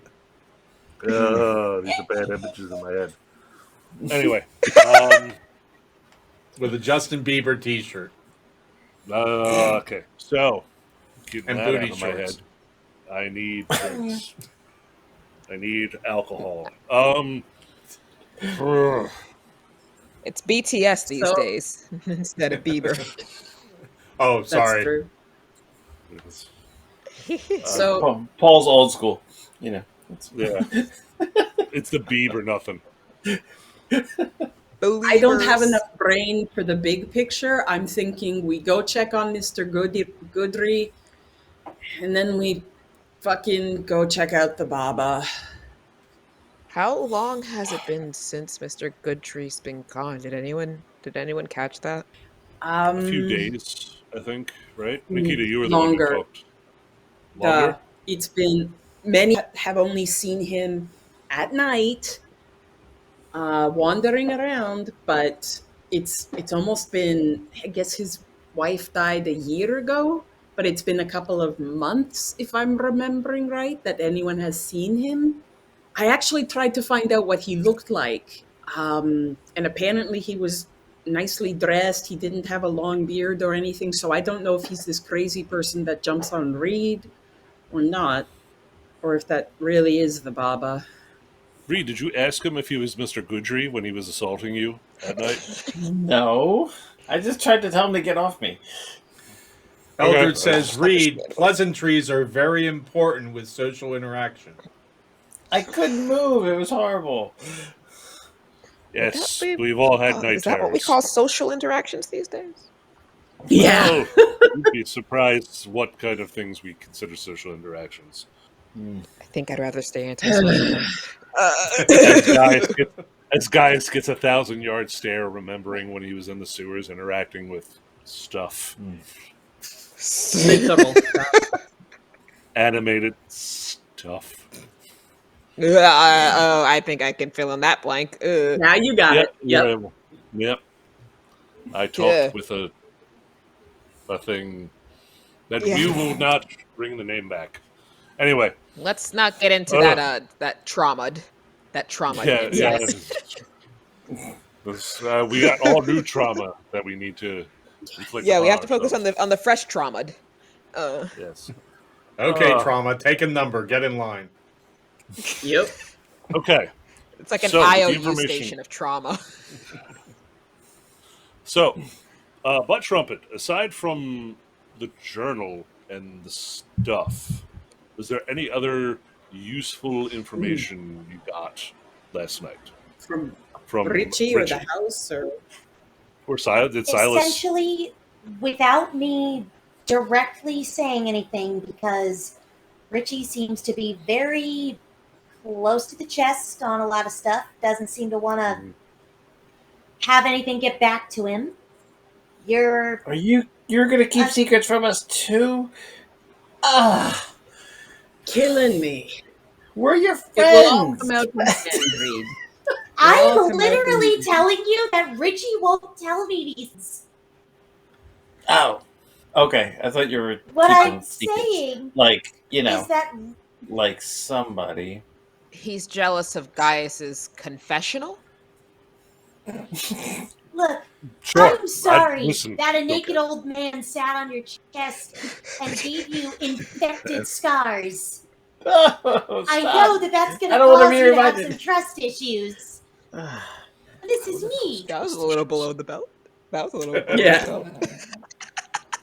I tried not to look below the belt. It was horrible. Ugh.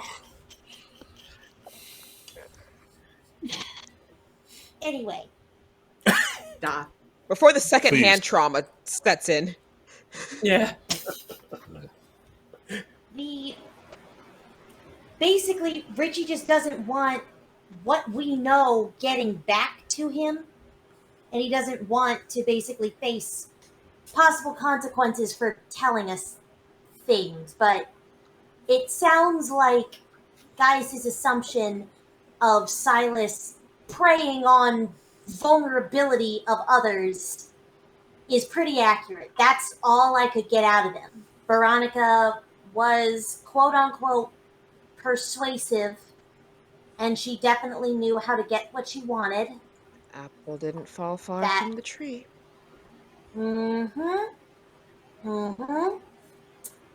Yeah, that she would go and take a nap in that little part of the barn where Richie stayed. There was a separate little room that Veronica would use where there was a false bottom of the floor, which is where the chest that held the diary and the jewelry is. Those were the biggest things that happened between Richie from my encounter last night. Okay. He would clam up so fast. He did not want to reveal any kind of details about anything. I'm lucky I got that much. I guess we All right. investigate the other missing person's place and see if it gives us any clues. Mm-hmm. It sounds like a good idea. Da. Yes. Are we in the middle of the street right now? No. No, we stepped outside of, like, a little outside of town. So you're on the path/road that's going along the river, with the woods on one side of you, the river on the other side. Is anybody else still in their pajamas, or is it just Reed? Just read. Just right. We should have. You would literally. We would said we changed. I was in that circle. I was afraid to move. You drew that circle around me, and It wasn't. He was I afraid. He was finished afraid the that- naked man would come back in the daytime hours if he left the salt circle. I mean, that and the pancakes. we could were in front of attempt me, that next so- time. It's Yeah, he needed don't more. blame He the needed salt more circle. time to finish off the comfort pancakes because the appetite wasn't all there, so it Absolutely. took him longer to finish than everyone else. Mm-hmm. Eldred says, plus there was extras that other people weren't touching, and well, if you know Reed, we can't have that. No, they don't go to waste. So yeah, so I how guess about- Reed gets dressed, and then we do the house. Closes the window. Yes. Feed the rabbit. Da. Did you actually remember Actually to feed feed- your rabbit? Yes, Yes. last night, Okay. not yet today. I'm It needs Well, I don't know. I'm if you did worried before you about- came down. I'm worried for the wildlife or small children of this town if you don't feed that thing on a regular basis.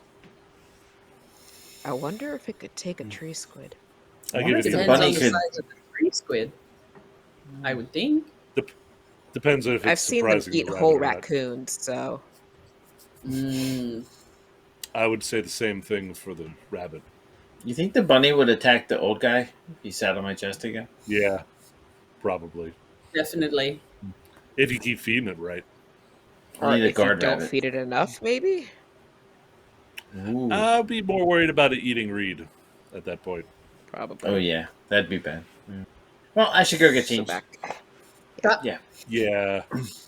Okay, so you head back, and you're outside the inn, and Reed runs in, and you're left there with Reed going upstairs to shut his window and get changed. Anything? If Sunny Day's behind the bar, as I run by, I yell, "Hello again, Sunny Day," and I keep going up the stairs. You don't see anything as you run by. You do hear a. Just a eh. Classic That's a good Sunny Day. response. Is You're there a such a laugh card. track cues in after he says that?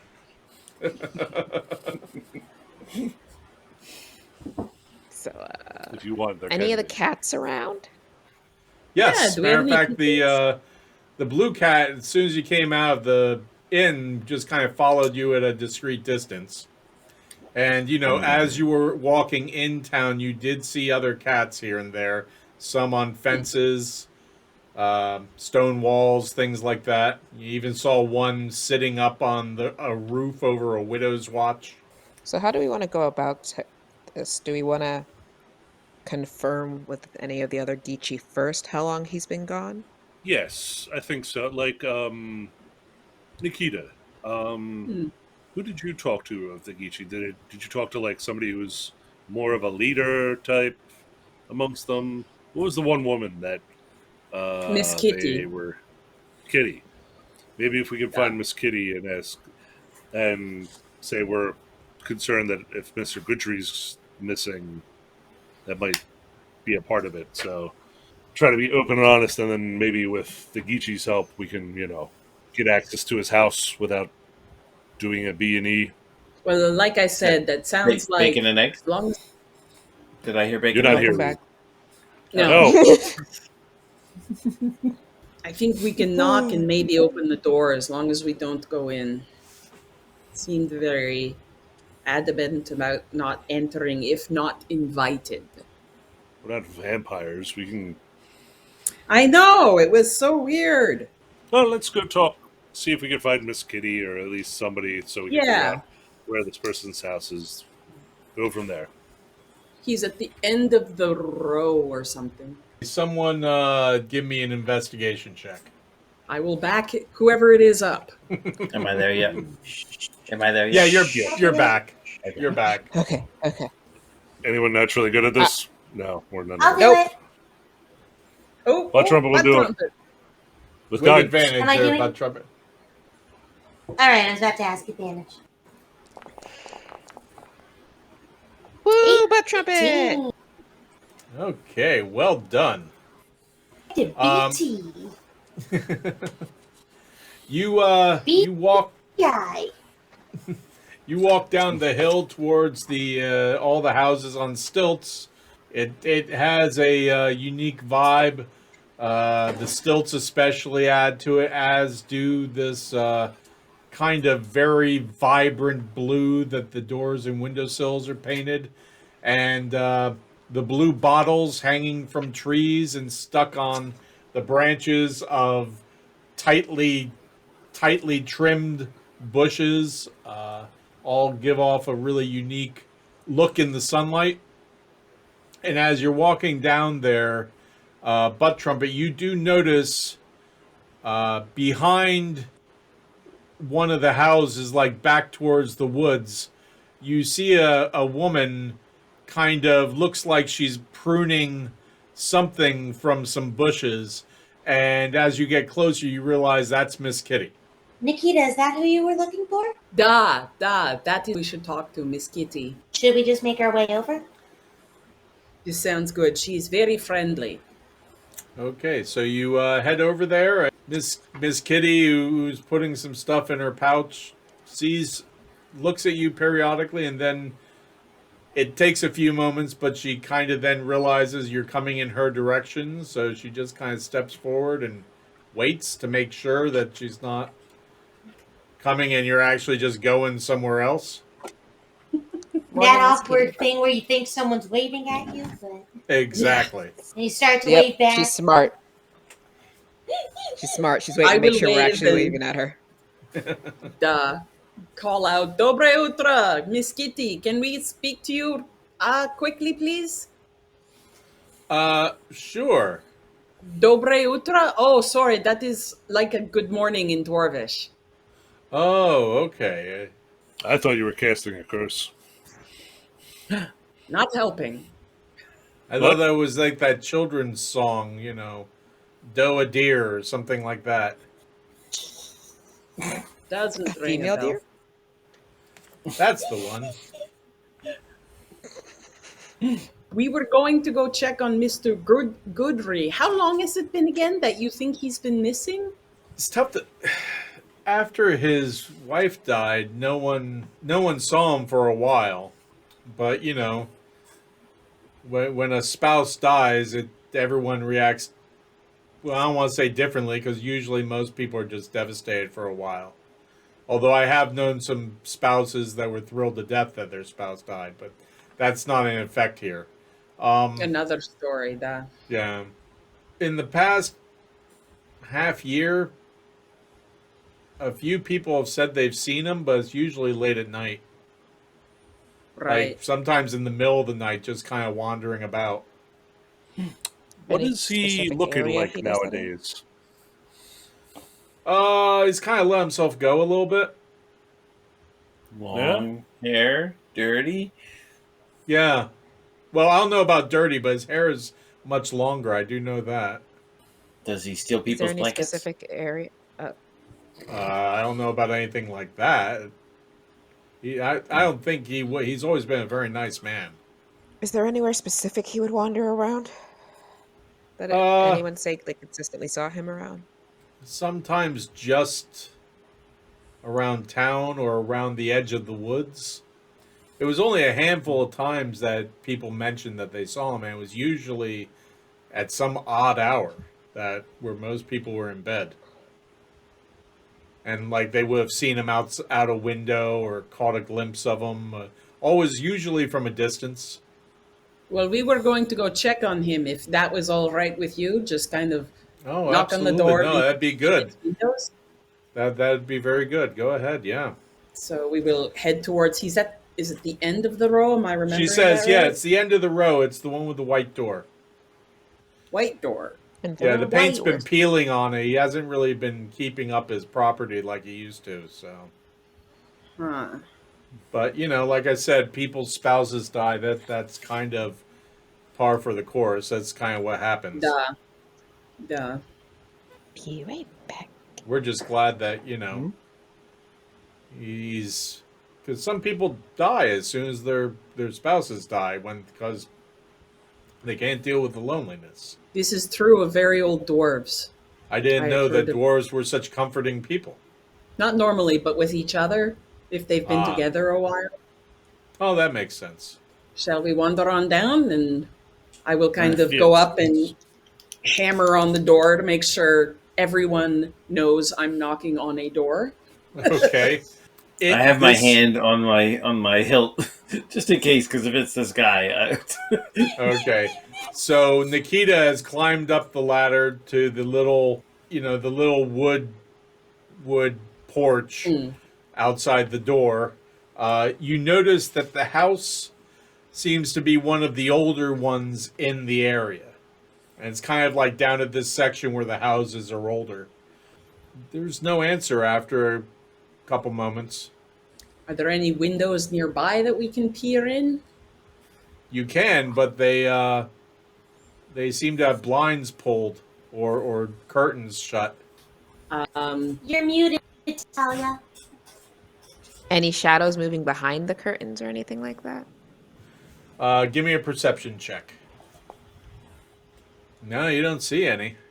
Can I do a lap around the grounds to see if I spot any like recent footprints or Sure. anything like that? Give me a perception check. Or a survival check. I prefer survival.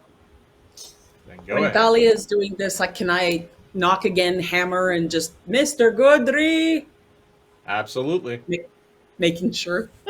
You don't really see, I mean, some things have moved around through here. You can't really tell if it's animals, like it might have been deer, might have been people, you're not sure. But not only has the guy let his house go, but like the grass and area around here has really kind of grown up and is kind of overgrown as well. Fair enough. Did you see anything, Thalia? Nothing certain. You want me to open the door? Oh, I could open the door. Let's think you find should out open if the the door. door is open. Can I rattle it, see if it's unlocked or unlocked? Click. Unlocked or unlocked? Ooh. It Oh. You know what? Damn, Reed, that was effective. it was I didn't even unlocked, see you and touch the door. you turn it, and it clicks open, and starts to open a little bit. Do I smell anything? Give me a perception check, please. Smells like Poor Dorito, defenseless Mountain Dew, and Call of Duty. Oh no! It's worse than we thought. Mr. Goodry's a Takes out a gamer. gun. Shh, we gotta put him down.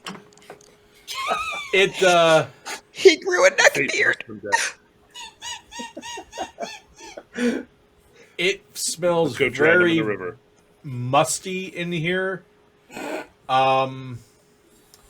There is definitely the smell of a little bit of rot, like a vegetation rotting, and a little. You as a dwarf definitely recognize the smell of iron. I was gonna say rotting stone. Rotting. That sounds like an oxymoron. Yeah. New band That's a out good of Scotland. Rotting stone. I was gonna say it's a good band name. Yeah. Ska band. Are there any upper windows? It's Is it all like one a multi- level, all one floor. And there's a Geiger Reed, can counter you- going off somewhere nearby. What is that? Is it a rat? Is that you guys? That's me. Sorry. My ADHD kicked in, and I had a tab on the top of my seltzer. I'm like, It sounds like My when you're microphone's typing on an really powerful. iPhone. Yeah, Yeah. or, exactly.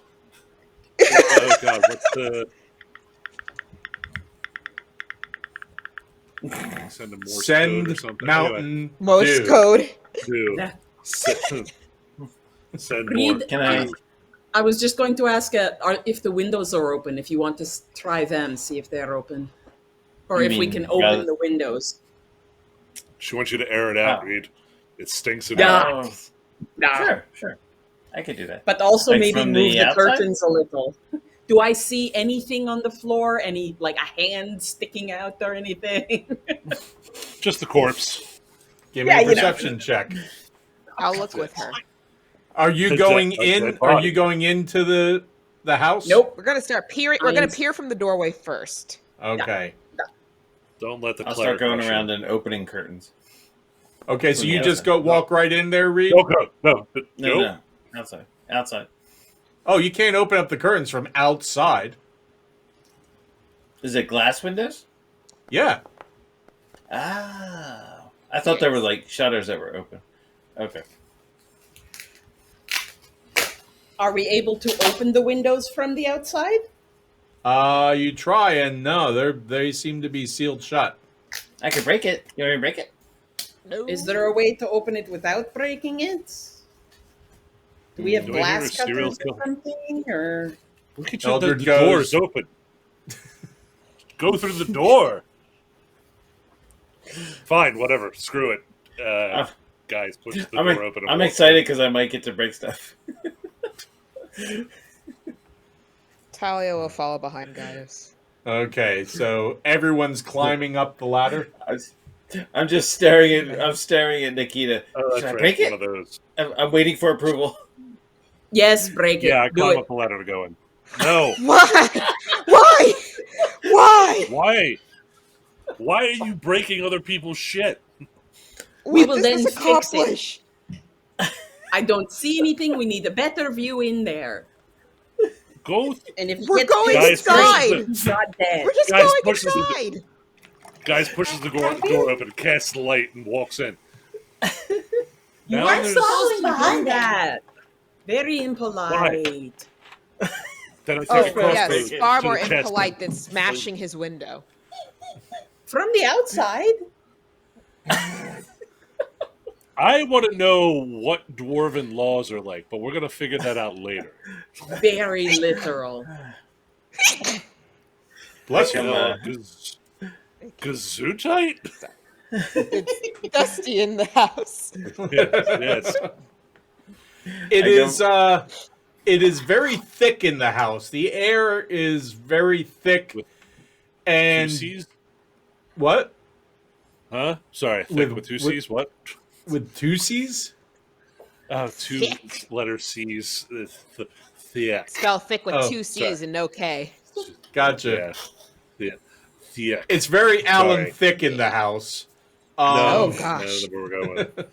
Ugh. There's old school for you. And I can't think of anybody else named Thick. Robin. Is that what we're talking about? Ugh, Robin it's Thick. even There you worse. go.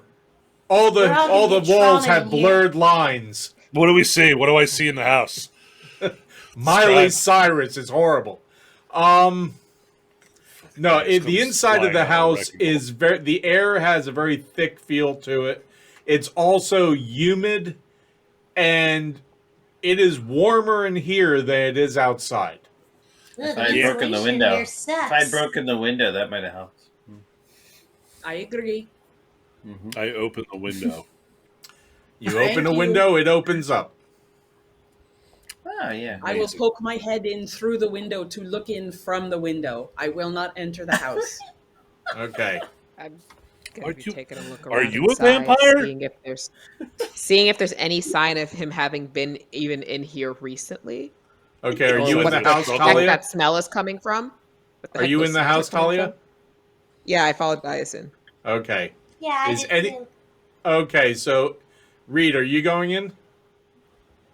I'm sorry, Nikita. I'm gonna go in. It's fine. Whatever Okay, bad okay. luck of the Geechee is on all of you and not me. Oh wait, Hey, just Eldred Eldred I goes. mean, Eldred goes. You entirely keep clear. watch, Sure. and while you're keeping watch, turn off your headphones, please. Okay. Okay. Uh-oh. Okay. Uh-oh. So you go in, and it seems to be like a living room. Gaius, give me a perception check, please. 23. How many dead bodies do I see? You don't see any, but you do see a kitchen where the dishes haven't been cleaned for a very long time, and there's even insects on them. Just Standard guy Dirty- kitchen. All right, next. Bunch of dirty dishes, insects. There's spoiled food out that has, it isn't even recognizable anymore. It's so old. what a waste. Is there a layer of dust on everything here? Like, no matter where I look, does it look like nobody has actually been in the house? In the rooms that you're in now, yes. I'm going to go from like room to room looking for signs of life, Okay. layers. All all of right, dust, gang. that Let's kind of split thing. up and search for clues. Yep. Ruh-roh. I'll take the lovable dog. My trumpet Talia, you go together. Reed, you go with Eldred. Yeah, that seems humorous. I thought I was the lovable You- dog. you two- actually, you know what? Man. Yeah, you know what? Reed, Eldred, you two take the kitchen. I'm sure you could probably make a sandwich out of something in the fridge. You figure out who's Scooby and who. Come who's along, the other Reed. one. We'll get a bacon stack for you. Okay. Oh boy. And I'll be the useless leader who does nothing. Jinx. Do you want an ascot? He's got a little Oh. silk scarf around his, tied in a knot around his Whips throat, it and out. he's wearing an incredibly white jacket and more than incredibly tight blue pants. When did you have time to change into that? The same time he Don't worry had about to it. bleach his hair blonde Magic. and shave his beard. I was about to say Magic. the beard stays like it's a flawless cosplay except for the beard. Oh, I like. Okay, we'll go with that. Don't worry. Don't question where my powers come from. Just Okay. go and one of you get caught in a trap. Someone fall down a slide into mud or something. My Let's check the glasses! bedroom. I can't see without my glasses! There you go. Perfect. But Can't Thelma, see when you have your glasses on, considering everything else you had on with them last night. So what do we Okay. see in the house, Paul? okay. So most of the house is pretty much the way the living room and the kitchen look, except for the bedroom. The bedroom does look like the bed hasn't been made, and your first thought is it's just like the rest of the house. It looks very similar until you get a good whiff of it. The rot in the kitchen kind of focused primarily on the kitchen. The heat is throughout the entire house, but the iron seems to be centered on the bedroom. That smell of iron. Well, this isn't good. In case anyone's curious, blood has a lot of iron content in it. I know that because That can't be right. Push it open. Why can't it be? Because Yep, push it iron open, is push it not open. red, and iron doesn't flow. Have you seen metal rust? Have you seen Plus, metal wouldn't rust? you feel more heavy if there's metal in your blood? Yeah. Listen, there's a whole medical thing that I've been trained in that I just don't care to get into. Needless to say, you have not smelled fresh blood. It does not have the hint of iron to it. I guess it sort of That's smells like how a weird. copper piece tastes. Yes, But that's copper, not iron. metallic. Oh. Go eat iron and tell me what it tastes like later. We'll deal with this. Talia, Yeah, you say said it looked like you were opening something. What are you doing? Bedroom door. door. Okay. Oh, the bedroom door is already open. Oh, it's already open. Okay. Yeah. The other thing you notice with the 23 there, Gaius, is that the only layer of dust appears to be on the bed and the night tables, but it's just a jumble. The rest of it, something's been moving around in here, or someone. So this is part of the house where someone has been, at least recently, compared to the rest of the house. Can we take a look There around may and be a see if he's hiding in here somewhere? Be careful. He may have a knife and might be dressed as either his wife or mother, depending upon what brand of insanity he currently has. Wow. Or as No, a no, no, really no, we're not the beautiful wine looking cellar. ghost. And nobody take a shower right now. Reed, I know this isn't a problem for you, but others. I'm Sorry. on that one. No problem. Yeah. Also, be on the lookout for, is rubber a thing here? Masks as well.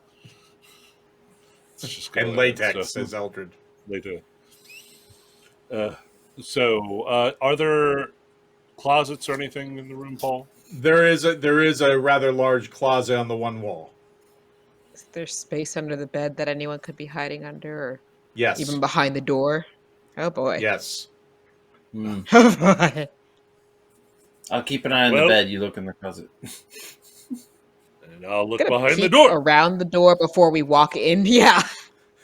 You kind of What's the slowly, jam for? Talia, go to look around the door, and Gaius just opens it, nearly taking the tip of your nose off. And there's nothing back there. You gotta commit. Okay. I look guess- under the bed.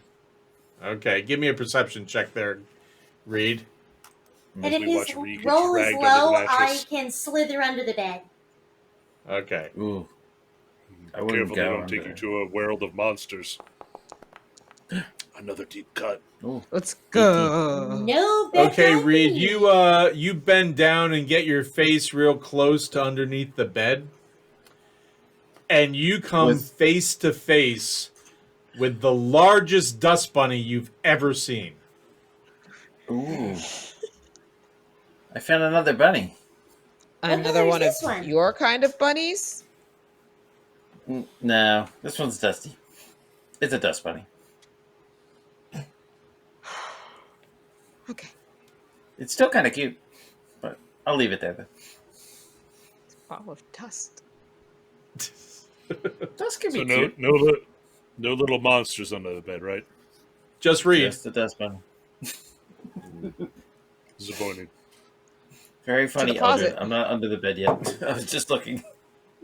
Yet. I love the keyword of yet there. What is in the closet? Roll me a perception check there, Gaius. Perception. 21. You open up the closet door, and the first thing you get is that whiff of iron. And crumpled on the floor in the corner looks like a lump of red that's kind of glistening in the daylight that's coming through the window you opened, and like with little stripes of white and little stripes of yellow and like these lines through it and everything. It's just like it's like a lot of lumps piled on top of each other. I whip my ascot off, soak it in wine, and hold it over my mouth. Okay. And then lean into the, I'm assuming, very bloody whatever. You I'll get like in to there make a closer, and with your medicine check. experience, what you can tell is this is a human body in which the skin has been peeled off of. Oh, dear God. I need it. Just the guy just has his head hanging out the window. Oh, Bless you. Bless you. What did you find? Hey, I'm not looking Talia, in there. You ever skin a deer before? That's a rhetorical question. I'm sure Yeah. you did. Imagine that, but it's a person.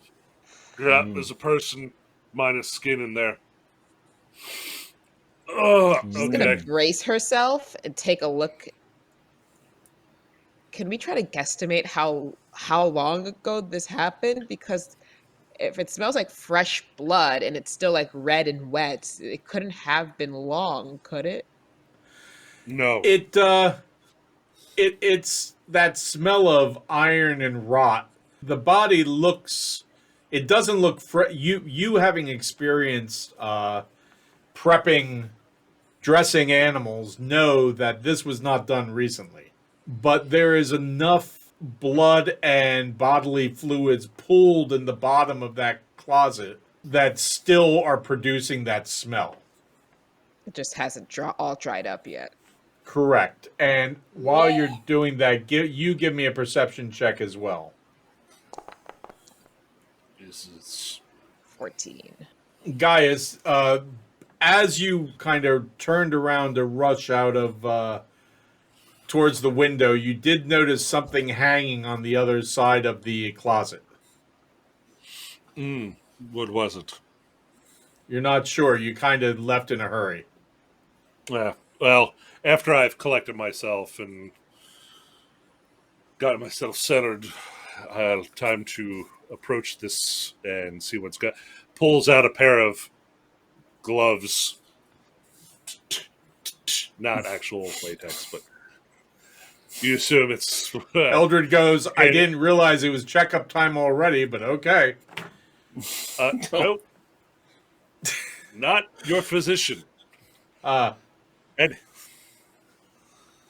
stop asking me to check for hernias. Anyway. Well, when a wizard starts approaching 40, you should, you can never be too careful, and 40 only being 20 years away, I figure I should probably start now. Anyway, so I approach the corpse, and I take a look at whatever I happen to see in the corner. Okay. Yeah, that's definitely a human body kind of crumpled up in the corner.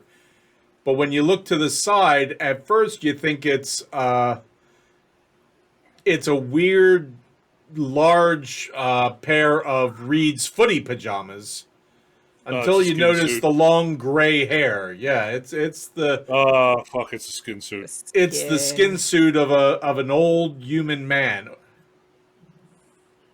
Uh, And it Reed, doesn't smell very good at all. Reed, Yeah. go get Nikita. Hey, Okay. bring her in, Okay. Okay. because And I totally run, forgot she wasn't here.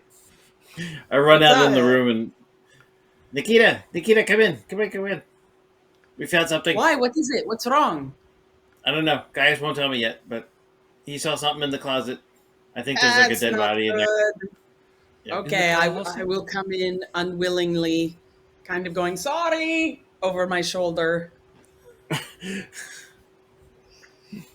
All right, I've heard where's the bedroom? I've heard you should throw like salt or something over your shoulder too. I don't know what that's for, but maybe you should try that next time. Okay.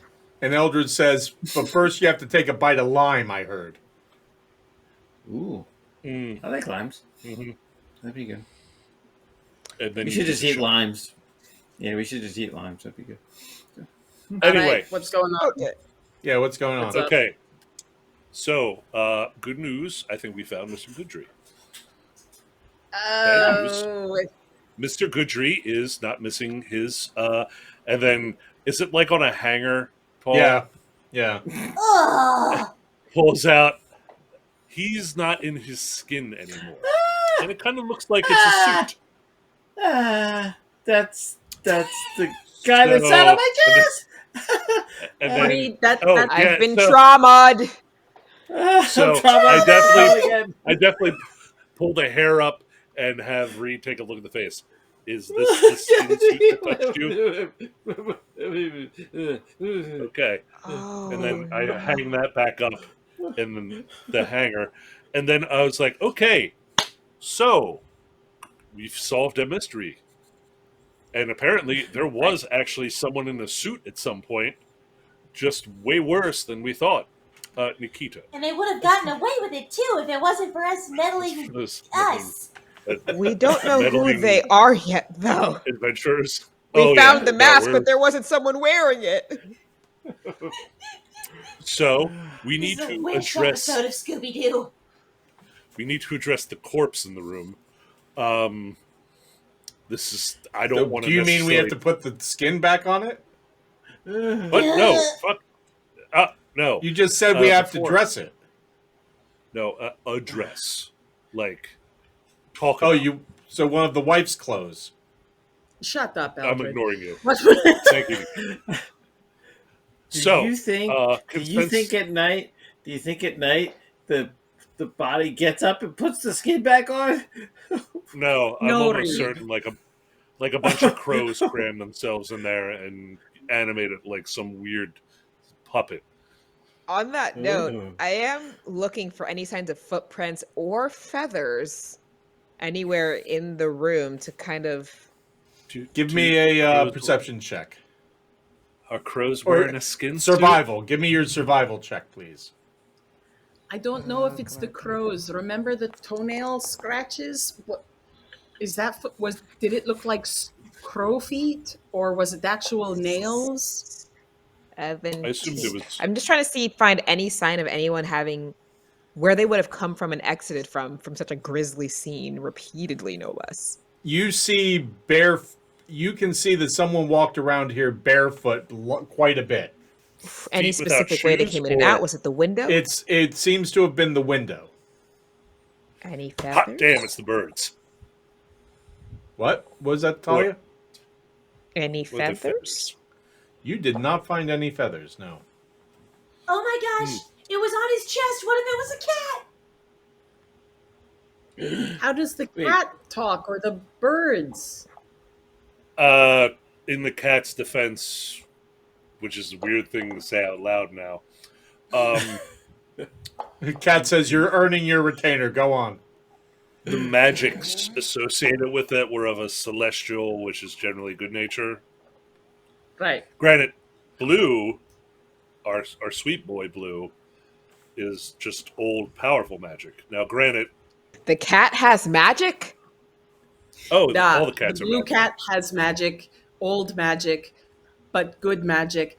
Gaius or Butt Trumpet or Eldred, somebody fucking test this for magic. I will, as a ritual, to cast detect magic in this room. Okay. While I'm doing this, oh, by the way, we need to take like a team vote or something here. We need to communicate the fact that we're in a house with a dead person before we get blamed for it. Yeah, I can go tell Miss Kitty.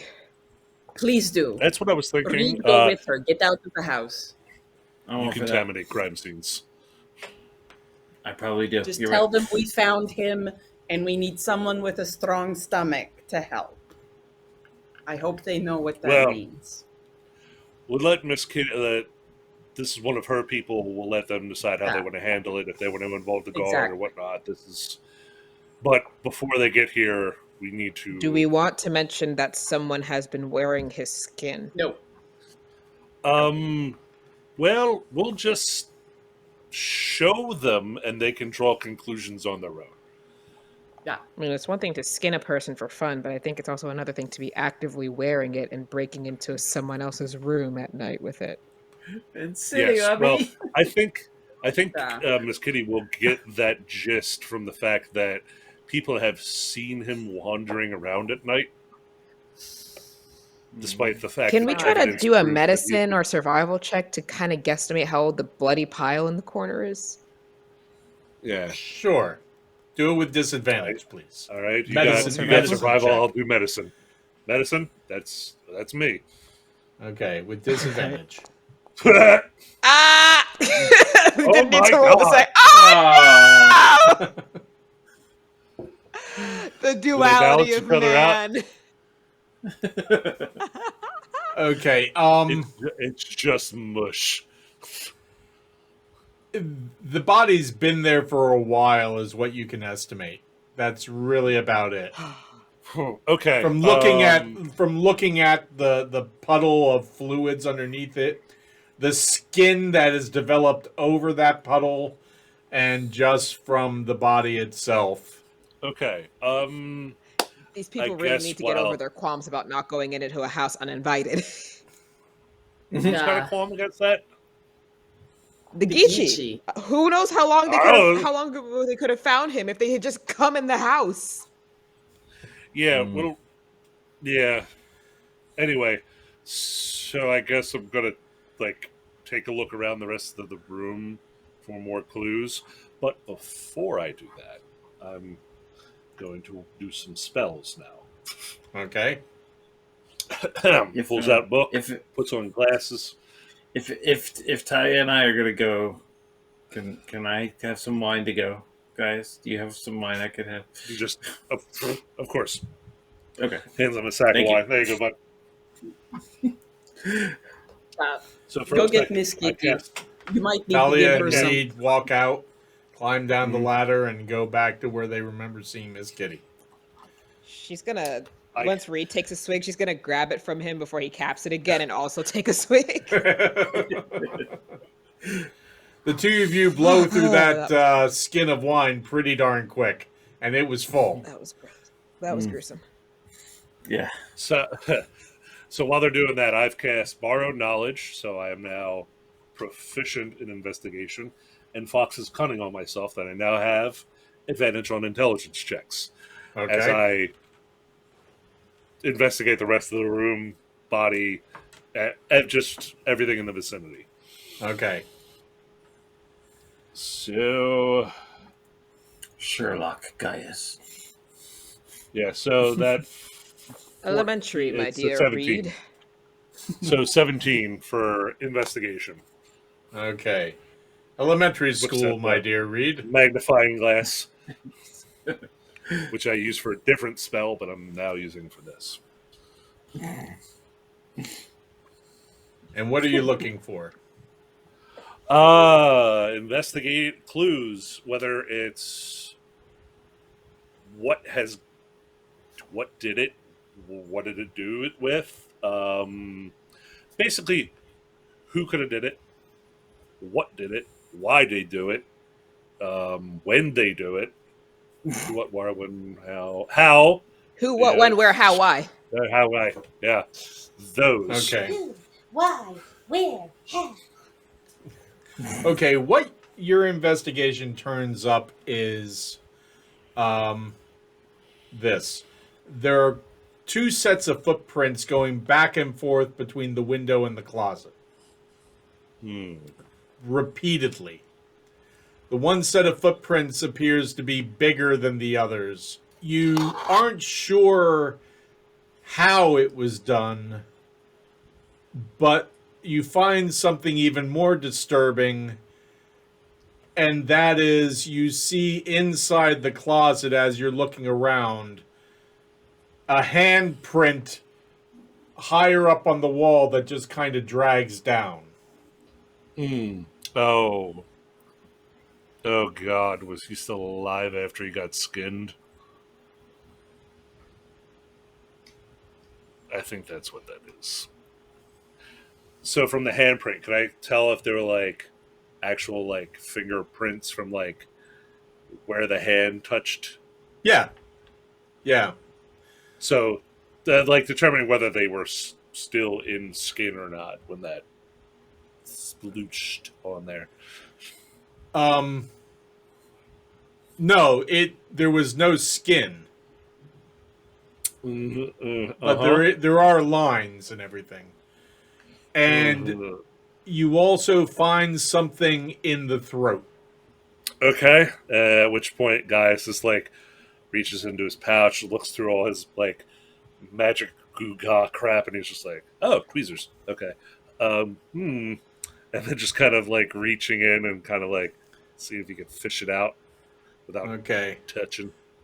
It looks like a nut. It takes you a while to squirrels. It takes you a little while to get it out. Because have you ever seen a hickory nut with not just the regular shell but the coating outside of it with all the spikes? Yes. Okay. Google provides all answers. This is similar, but it's not as many needle-like spikes. It's more like thorns around this thing.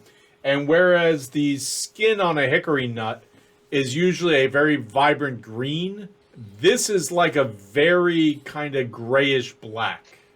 And it's not a hickory nut. You've never seen a nut like this before. It just kind of... And the nut is not like tennis ball shaped like a hickory nut. It's kind of oblong and not symmetrical and a little twisted even. And it's got these kind of 2-inch long thorns coming out of it at various points of the shell. This skin over the shell. Yeah, I make sure I don't prick myself on that at all as I yank that out of the mouth. Like, is it like jammed in there real good? Yeah, it's like wedged down the throat. Yeah, definitely like I just can feel like as the tines of the that are like stuck in the skin just pulling itself loose. Well, it's you pull on it and you can hear like membrane getting caught and kind of catching. But then the more you pull, it kind of tears a little bit, but you can feel kind of the elasticity of that skin and membrane as you're pulling on it. And so it catches a little bit more before you can get it out, because now it kind of has that soft skin of the inside of a throat and mouth. Yeah, there's that has been pulling. Yep. And yep. Okay. Well, this is probably unsettling. Pull out a handkerchief. What the fuck is that?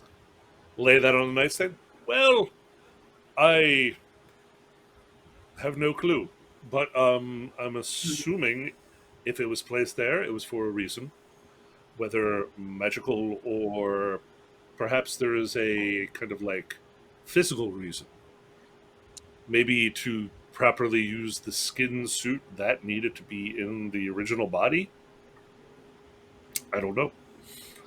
As I put it down and I'm holding it, I pull out a dagger and I'm like, well, let's see what's inside it. And I go to try to cut Okay. into it. Before you cut into it, you do notice that there's little symbols painted on it, like all around the thorns of this thing. It's some sort of dark something is used to kind of do these symbols. A lot of them have kind of smeared, Gotcha. but they're Well, then almost before I- runic, but yet they're even more primitive than runic at times. Then before I cut into it, pull out a book and then start copying down whatever symbols I can recognize Okay. or can accurately do so. You only can get a few because there's a lot of smearing going on here, and a lot of. You can guess at some of it Mm-hmm. by determining what's smear and what's original, but it's far from an exact science. So roll me a 20-sider, please. 15. All right, so after I've copied it all down, I guess I will cut into it. You cut into it. There is a hard shell beneath. I try to push through it, see if I can crack it, I guess. You feel like you probably could, but the outside feels like it kind of peels off, Oh, really? almost like a skin of like a fruit skin, like a very thick fruit skin. I guess then I'll peel it. I guess the skin with all the needles and stuff on it. Right, the thorns, yeah, and it's kind of a lumpy nut inside that is a very dark kind of charcoal gray with a blotchy blackness to it, but it's rather smooth. It's hard and smooth. I don't know what the hell. Well, this is some kind of ice nut, and the runes are something. So this was probably a magical focus of some kind. Oh, How much money do we have left? Should we try asking Mama Tar about it?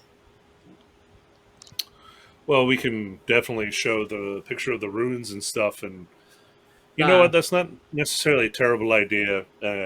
Kind of, I'll wrap up the stuff before we do any more like potential damage to it. Maybe this is something she might be familiar with, but judging by the placement of the thing inside the mouth with obvious language written on it, it has some kind of meaning. I'm assuming that whatever has been impersonating Gudri, this was required for some reason. Whether it was that was shoved in there to keep him quiet as simplest, or if this was required for it to impersonate. Are you able to speak with people who've been skinned if they're dead? He's a dead person, so yes. There's no time limit? That I is have an no excellent idea. question. Nope, that's the one where I bring them back. Don't need that one. No, he might be very angry if we do that. No, as long as I didn't attempt this 10 days ago, we're good. Definitely not. And then hopefully the thingy from the throat doesn't magically keep him from talking somehow. Well, I don't know how this works. Well, it's kind of creepy. I don't. Well, yeah. Listen, I kind of just get this stuff embedded in my head, which in itself is unsettling. But yes, I can attempt that. And damn, this is gonna.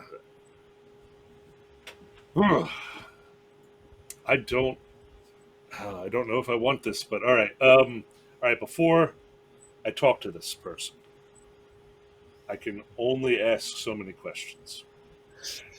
Right, right. How many you got? I got 5. Right. I'm assuming he's going to be helpful.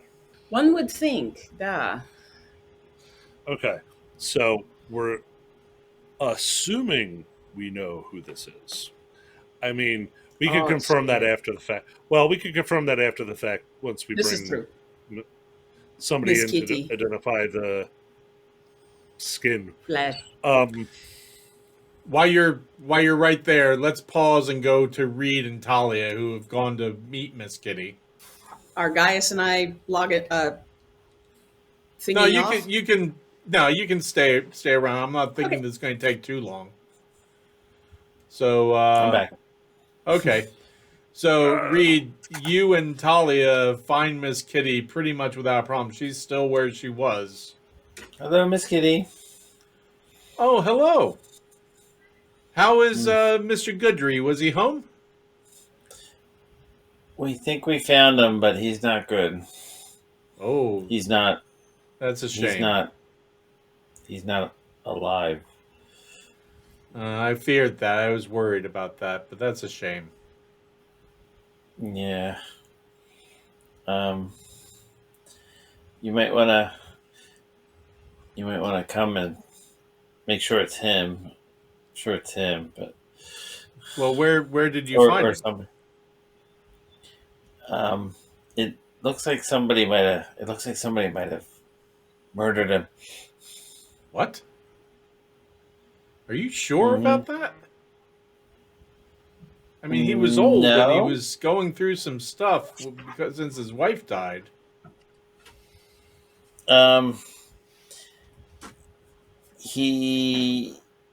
So we found a body, and it looks like somebody took all the skin off. It's really bad. What? Yeah. But the skin is still there. What do you mean the skin is still there? It might be best if you look. You want me to describe it? It's like hanging in a closet. Ugh. So looks like he was attacked and killed a while ago. And much like one would an animal, his body had the skin removed from it. Oh my. Uh, uh, I don't know what to say. We should probably get the guards, right? We drank all the wine, or I'd offer you some. Mr. Goodry had wine? No. Oh, well, no, he might. We got it from the wine cleric. That's Mm-hmm. part of the group. Wine wizard. Oh, wine wizard. Wine wizard. Yeah. We all circumstances considered, we thought it was important to see for ourselves that he wasn't in his house, and when we went in, we found him like that. Oh, that poor man. Yeah. Hold up. And she goes 2 houses over, climbs up, knocks on the door. And a woman answers and she says, Get the guard and have him meet me at Mr. Goodry's. Please. It's urgent. And the woman seems a little taken aback by it, but then just nods and goes back inside for just a quick second. And Miss Kitty comes down with you and goes, I guess we better go there then. And as you're turning to go, you see the woman, but now with a shawl and like finishing putting something on her one foot, come down the ladder and run off into town. We'll show you where we found him. And I think it's important that you know the people who have seen him might not have actually been seeing him. What? Yeah, so his There were footprints in the room. Someone had been coming and going from his window. And we think with the way that his skin was set up, someone might have been using it to disguise themselves as him at night. Oh,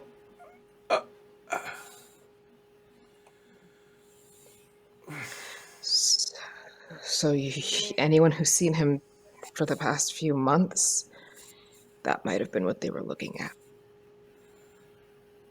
oh dear. Oh dear. I saw him, but it wasn't him because it was the skin, and I saw him. You Last mean just now? Last night? No, last night. What do you mean you saw him last night? From the inn. He saw him from the inn outside. Oh. After the So- party, after they got back. So the skin's been walking around? Someone or something has been wearing the skin. Maybe it's some sort of black magic. Ghost? I don't know. It's a ghost. Possession. Who knows at this point? Oh my. Oh. Messed up. It's wrong and it's disgusting. I was going to go in and make sure it was him, but I think I'll wait for the guards. I would recommend that. I don't think my you God. want to see that. I don't want to see it again. So she gets to the bottom of the ladder at the house and just kind of looks up, kind of steps back, kind of looks like almost afraid, but like trying to look in a window or something and look, and just kind of then goes back to waiting, kind of looking, waiting to see if the guard, but then periodically turning around, like looking up again, like, can I see anything this time? And then catching I'll herself call out and going to, back. I'll call out Any to, shadows you see moving inside is the rest of the group. I could Yeah. at least I hopefully promise you I that. call out to them that Miss Kitty's here and that the guards are on their way. Can we hear that? Yeah. No. Reed, just give me a few minutes. Don't let anybody in until I don't want them to interfere with the spell I'm casting. They may interfere okay. and ruin the magics. Eldred comes Okay. out the front door and says, Reed, Gaius says not to let anybody up. He wants some private time with the body. Eldred, stop helping. Did I Hey, hear? Nikita, Did I hear keep Gaius' Alfred part in or the no? bum. Could you Give me keep a Eldred perception down the- check there, Reed. Can I also? Sure. Oh. No, Reed, you didn't hear a thing.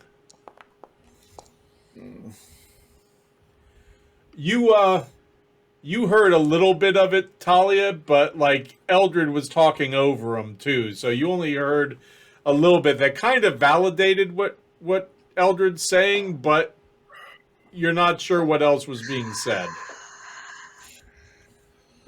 I just turn and look at Miss Kitty, and I just make the like, we're so sorry face. Like, Trying to do what? Sad puppy eyes. You can't be disturbed when you feel pity for the puppy eyes at the same time. It's like Puss in What Boots does from he want Shrek. to do with the body? Eldred says, "I don't know. Guys, it's just you'd have to ask Gaius. I have no idea what he does with it." well, I Can have I kick seen Eldred Gaius. in the bum? Yeah. I have seen Gaius use magic. Kick him down and the talk ladder. Spartan kick! That's right. This is Forest Grove! Necrophilia! No. What was that, Reed? I do say out loud. Hopefully, I'm right. I have seen Gaius talk to the dead people before, so with magic. So I'm sure that's what he's doing. I Do you have think two, he's says asking Eldred. his He's ghost? brushed back his hair and said thank you.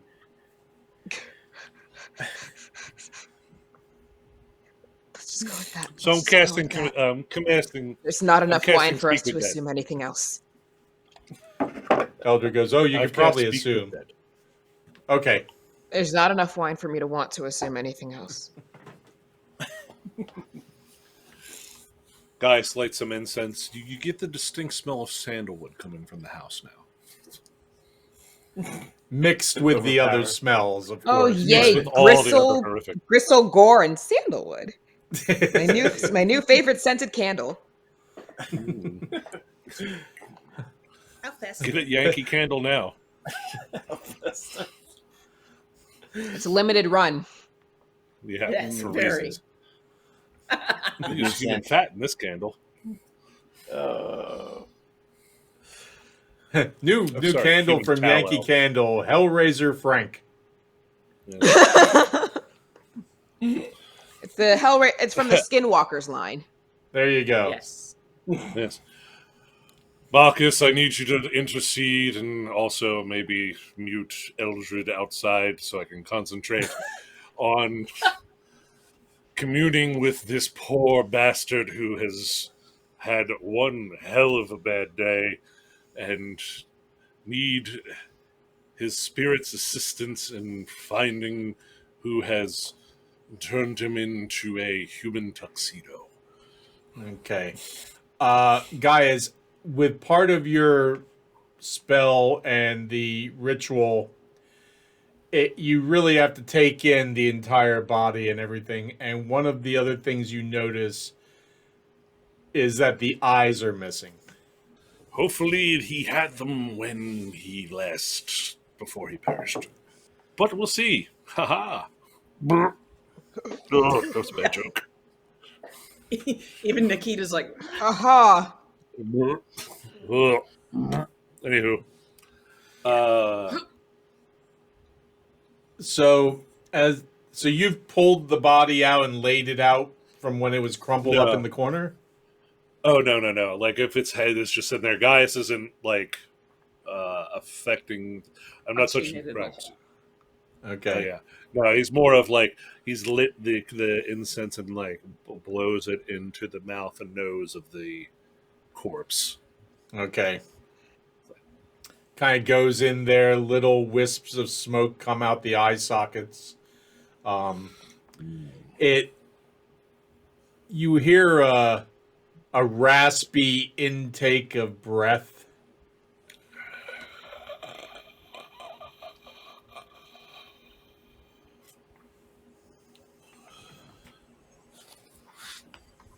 Well, And that intake of breath is mixed in.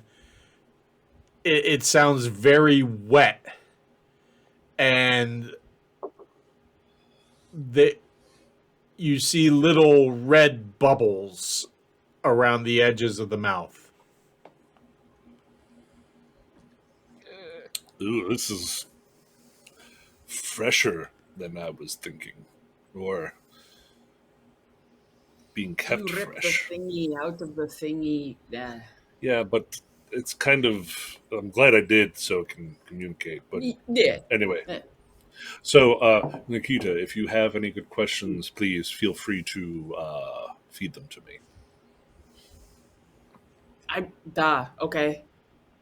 Mr. Goodry, hello.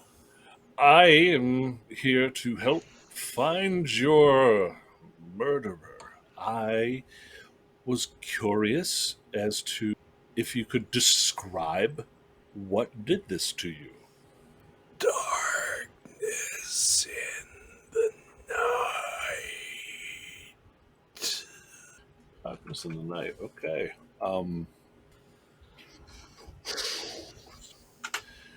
That doesn't help at all. How long ago did this happen to you? You don't get a response to that. So darkness in the Do you- night did it. Do Yes, you Nikita, think please. Sorry, I don't want to. Do you think It only he answers saw- me, so Oh, okay, good. Do you think he saw what was wearing the skin? Or do you think that's That's the what- darkness? darkness in the night. Yeah, that's what I asked what it looked to describe it. So Yeah. that yeah. was the description. I was kind of hoping, and we could not find a determination on how long it was. Would he know what was in his throat? I'm assuming that happened kind of after the fact. Okay. This is kind of like, this isn't like I haven't brought his soul back or anything. This is kind of like replaying the highlights right before he kind of like information that his brain retained is what we have access to. Should we ask about the Baba? I'm like, We could. Let's save that for the fifth question. As like, okay.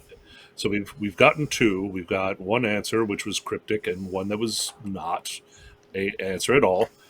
So we have two more, and then we could ask about the Baba. What about how? Or was that covered under? Well, I, looking at the corpse, can assume how he died. What?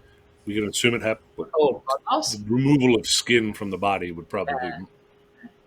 I imagine that would kill a person. Granted, I can't confirm that because I'm not going to try it. But I'm almost certain. today anyway. Probably never. But yes, no, I'm not going to peel someone like a banana to see if it kills them. Hold still. Yes. Oh gosh. Okay, we got that. Mr. Goodry, what is the last, besides seeing the darkness in the night, what was the last thing you can remember?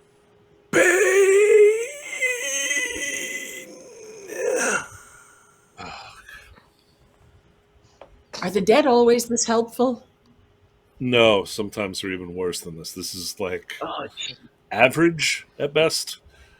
Oh, I got This it. is why I Okay. don't always do it. It's kind of like I'll try to This guy remember this. this guy obviously had some stuff he was focusing on. Obviously, Yeah. yes. Why? Why would someone target him?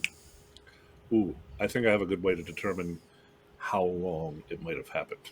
Ooh, damn. Mr. Goodry, how many days has it been since your wife passed?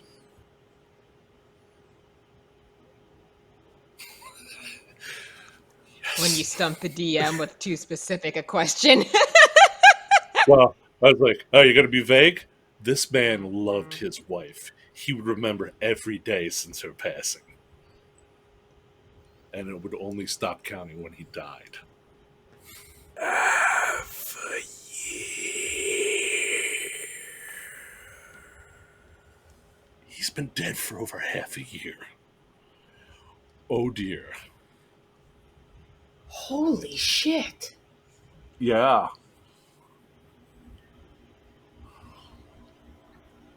Holy shit. Okay. Okay, so that was 4. We got 5th.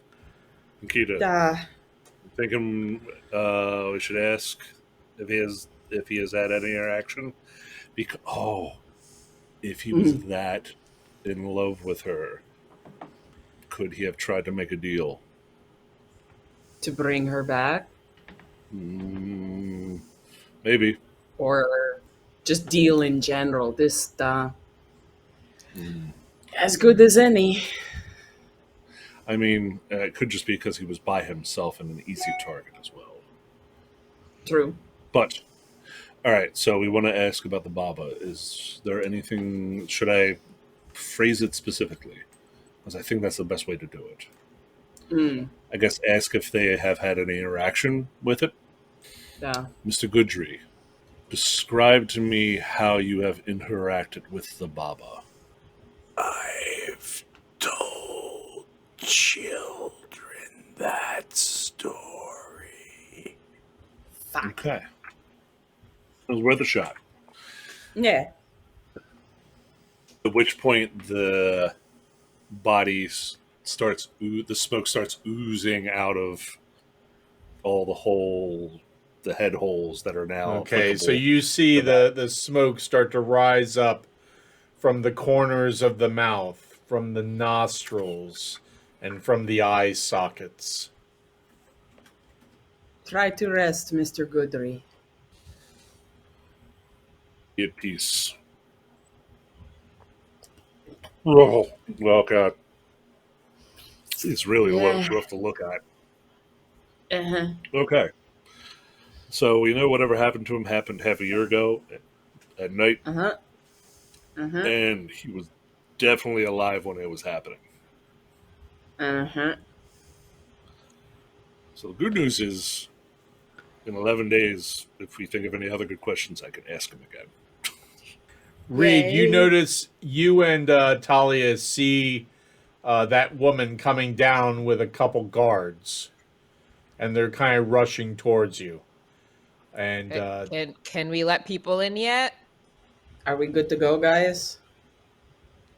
Oh, yeah. Yes, I believe so. All right. Nothing untoward has happened. It was more of divining. Discovery.